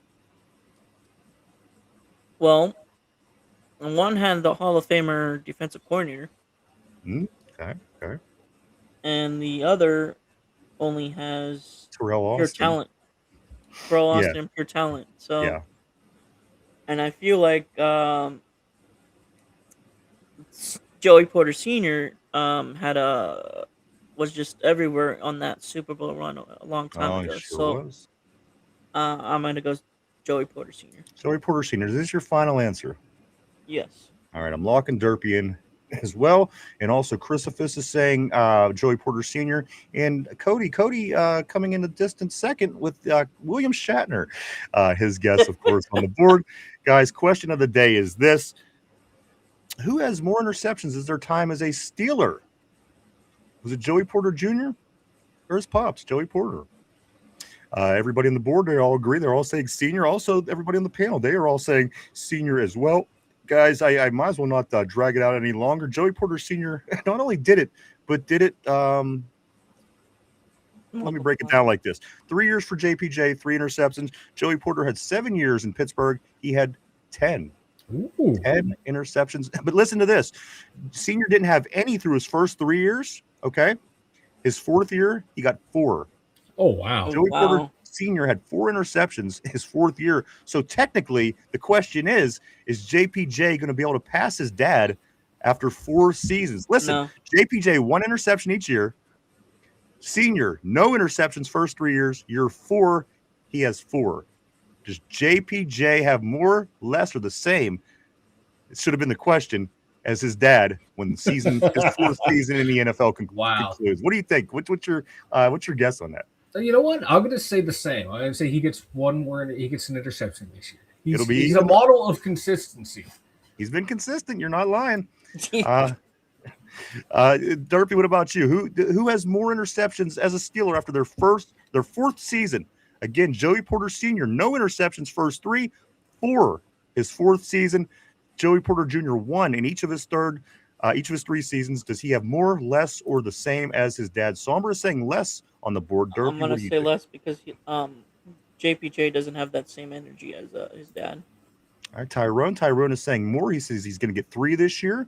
And there's a lot of more ball hawks in this defense this year. All right, so it's going to be something interesting to keep an eye on. Joey Porter Sr., 10 interceptions with Pittsburgh, went to Miami, 2 more in Miami. JPS, he had 12 interceptions in his career. JPJ still out to be determined, guys. 3 after 3 years. My man, Vegas, let's grab a couple more of these messages. Honestly, Ryan? Yes, sir. I think Tortilla might actually have the game all the day. Tortilla's tough, man. He has a lot of game balls on his trophy. With this recent comment. Let's grab Kevin here first. Kevin says, I'd rather trade up for Jeremiah Smith than get a quarterback in the first round. You can still get a quarterback after first round. I'm still seeing people associating us with Brendan Sorsby. I wish that would stop.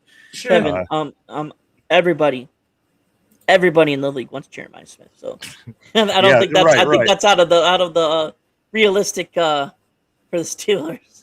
Let's go to Tortilla. Let's see what Joey. Let's see what Turpy's talking about. He says, so we owe Joey Porter Sr. $30 million.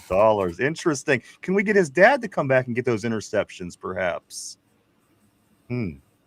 Let's go to Vegas. I got 3. Got you on that. Mark Malone. JPJ will pass him in Detroit. And again, Senior had 12 in his career. Not bad for a linebacker, guys. What do we got, Mike? Tonight into tomorrow, guys are showing up at St. Vincent College in Latrobe for Steeler training camp. It starts tonight into tomorrow. On Wednesday, it's the first official day of practice all the way through Saturday, Mike. That is the acclimation period. Then Monday comes around. It is pads. The pads will be popping. We'll be strapping them on, getting ready. That is 1 week from today. The first preseason football game, Mike, against the Packers at home is 17 days from today. And the big kickoff against the Atlanta Falcons here in Pittsburgh is 48 days. 48 days, but the pre-days away from right now. So it's here, guys. This is camp week. We couldn't be more excited. I know the board can't be more excited. This is just what we wait for all freaking year. I can't believe it. Let's go. Cody says JPJ would have had 10 interceptions by now if he didn't have nub hands. That's true. When you got nubs, it's tough. Mark Malone stopped throwing picks. JPJ, that was Ty. Tortilla says JPJ got his mom's hands. It's possible. Let's go to Tyrone. Cody, you got nub hands. Chris says who is going to have more sacks, Jalen Ramsey or Peyton Wilson? I'm going with Ramsey. You know what? I might be right there with you. Tyrone question. Tyrone says hands. Great show, you bastards. Yeah, go ahead, Derpy. I was just saying that's an interesting by Christopher's because they're both impactful defensively, very much. So absolutely, but I would still go with Ramsey though. And it's weird because again, Ramsey, being I like that. I like that. I like it, Chris. Let me grab a couple things here real quick as we are starting to wrap things up, guys. This is episode 1001. I hope everybody had a great last 11 days. Of course, we did miss you guys. We talked about you. We certainly couldn't wait to get back at it, get back on the grind. Let's say a few things real quick here. Surge pricing. Guys, I hate this. Did anybody see this? Now is the worst time ever. But Wendy's is considering this surge pricing raising prices during the day at different times of day, depending on strategic hours and numbers. You could go and get a cheeseburger at 2:00 in the afternoon at Wendy's for $5, and that same cheeseburger might cost you $9 if you go around 5. Surge pricing, like something I've seen over break. I think this is the most ridiculous thing ever. This is going to sink fast food faster than anything I've ever seen. Surge pricing, Mike, what the hell is this, and why would you do this? A lot of businesses have looked into this. Oh, it's supply and demand, supply and demand. Fuck you. You guys are taking the concept of supply and demand. You're looking at it from an Econ 101 type thing and just fucking blatantly ruining it. You know that you have raised prices exponentially and people can't afford your fucking shit anymore. This is going to make it even harder for people to afford your food. I hope any place that puts this into business, I hope your business collapses and burns to the fucking ground. So fast food's in big trouble. Derpy. Wendy's, listen. Don't you dare separate me and Mike from our Baconator. I haven't had a Baconator in like 5 years, but I love right the Baconator. Right there with you. Yeah, I just think it's stupid. Number 2, death pool, Mike. We missed out. I would have taken Lindsey Graham last week had I known. Death pool, my new death pool moving forward. I want Bill Cosby. There can't possibly be much life left in that guy, Mike. Who do you Mitch want? McConnell. Okay, Mitch McConnell, Derpy, on your death pool. Who brought that comment up earlier? Cody. Cody William is on your Shatner. death poll. I'm just kidding. William Shatner. Okay. Because in the news, I don't know if you saw this, him and his daughter actually have cancer. No. Well, that's terrible. I don't want to finish on that note. But I'm sorry, but I'm just saying. Good strategy. Taking a guy with cancer is always a good strategy. Good call. Good scouting report. Let's go here. Let's go to Cody. Cody says, watching Joey Porter Jr. catch a ball is like what I experience when I throw the ball with my 4-year-old son. I know the feeling. I'm laughing with you. Believe me. Vegas says, my closest Wednesday is closed to me, or my closest Wendy's is closed, which again, follow. And I hate this because I love fast food, but watch fast food. It's going down, and I don't like this at all. Sahara and Cinnamon. Vegas says, let's grab Somber right here. Somber says fast food is already too expensive for what it is. It's just going to push people to get healthier. Maybe it's a good thing in the long run. I agree with you, but I hate it because I do love fast food. Try Wendy's Seaman Hat Burger. Tortilla. Let's throw the game ball to Tortilla today for the first day back. Vegas says lots of food trucks around now with lots of really good food from the few I've tried. I like food trucks as well. Tyrone says, try Taco Bell. It's one of my favorites as well, my man. Let's go here. Somber says, too many people on the planet that can't run a 40 without falling over from exhaustion. Not wrong. Looking at you, Derpy. He's looking at you, Derpy. Vegas says, Dick Van Dyke can't have much longer. You're right. And I was surprised to even hear that Dick Van Dyke was still alive. Mark Malone, I stopped eating fast food. It all sucked around here, even when it was cheap Chinese food. And I love Chinese as well, especially the Chinese buffet. So we did get that, Mike. Also, I do have a couple more things I want to say. Pittsburgh Pirates, they are 54-52. They start a series today, a 3-game set at home against the Arizona Diamondbacks. We'll be hosting the D-backs today, 6:40, game 1 of 3. The Buccos are still 1 game out of the wild card spot. Also, I do want to say, yes, Derpy. Pirates need some bullpen arms, but I think you guys are in good shape. We had a really good series against you guys. Unfortunately, we didn't get to talk about that. Pirates are, again, bullpen help. This team is a lot better. They're built for the playoffs. Their starting rotation and their league-leading hitting. Let's fix this bullpen at the deadline. Maybe we could get a playoff run in here. Hopefully, we'll see. It's the Buccos. You never know. I eat so much fast food, my stomach acid is flammable, Tortilla is saying. Tyrone says, and you know what? This one here's a good one too, Derpy. Tyrone says this. He says, now I see why Mark is always grumpy. He has no more fast food in his life. I get that. That really rings home to me. That truly does. Vegas says, Dick was old when I was a kid. Now I'm 53. Let's go here to Mark Malone. Getting shitty food made me grumpy. Ty. Guys, a few things before we do wrap it up. There's a lot of football, a lot of Steelers, a lot of camp. And you know what? When there's football going on, guys, it's no better time to drink beer. Listen, and my thanks to Mike, actually, my beer can pyramid actually grew. Mike did some drinking over the weekend, and I took the cans he used, actually, and we went up another layer. Guys, Duquesne Pilsner now available in 6 packs at Giant Eagle and 6 and 12 packs actually in wherever cases are sold. The people at Duquesne Pilsner always do good by us, so we try to do the same for them. Stop and get yourself some Duquesne Pilsner for the big games coming up. Maybe you're not a big drinker. That's fine. You can still help them out. Swing over, check out their social media, hit the follow, hit the like. All that stuff will help them out. We always have Duquesne Pilsner here on tap. It's a studio, Mike, made right here in Pittsburgh. It says on the can, grab a Duke. Grab a Duke. Also, I do want to Grab a say this. I want to say, guys, you can also checking them out online. You can check us out on social media as well. You can find us at Facebook, X, formerly known as Twitter, Instagram, Threads, even TikTok. Swing by, hit the follow button, keep up with what's going on with the 2 Dumb Yinzers on a day-to-day basis. And finally, if you hadn't had a chance yet today, do hit the like button down below. Hit the like, the sub, the share, even leave a comment. It all helps us, guys, in getting caught up with that pesky algorithm. It's tough to do, so we do appreciate all the help there. It's free. It costs absolutely nothing. You might as well do it, guys. Again, with the Steelers coming this week, starting camp next this week in games right around the corner. Why not, guys? We will be talking Steelers all season long and all off season long, guys. Is 100% free. Go ahead and hit the button. Why not? Mike, your thoughts today's show? Great to be back. Great to be back. I'm happy we picked up right where we left off with the Joey Porter Jr. discussion. It seems like, Joey's carrying us to the regular season like he's carried that secondary for the past 4 years. But no, it's great, man. I'm excited. Training camp, starts tomorrow. Football season's right around the corner, boys. One more week, guys will be in pads. And Derpy, I'm sorry. Go ahead, Mike.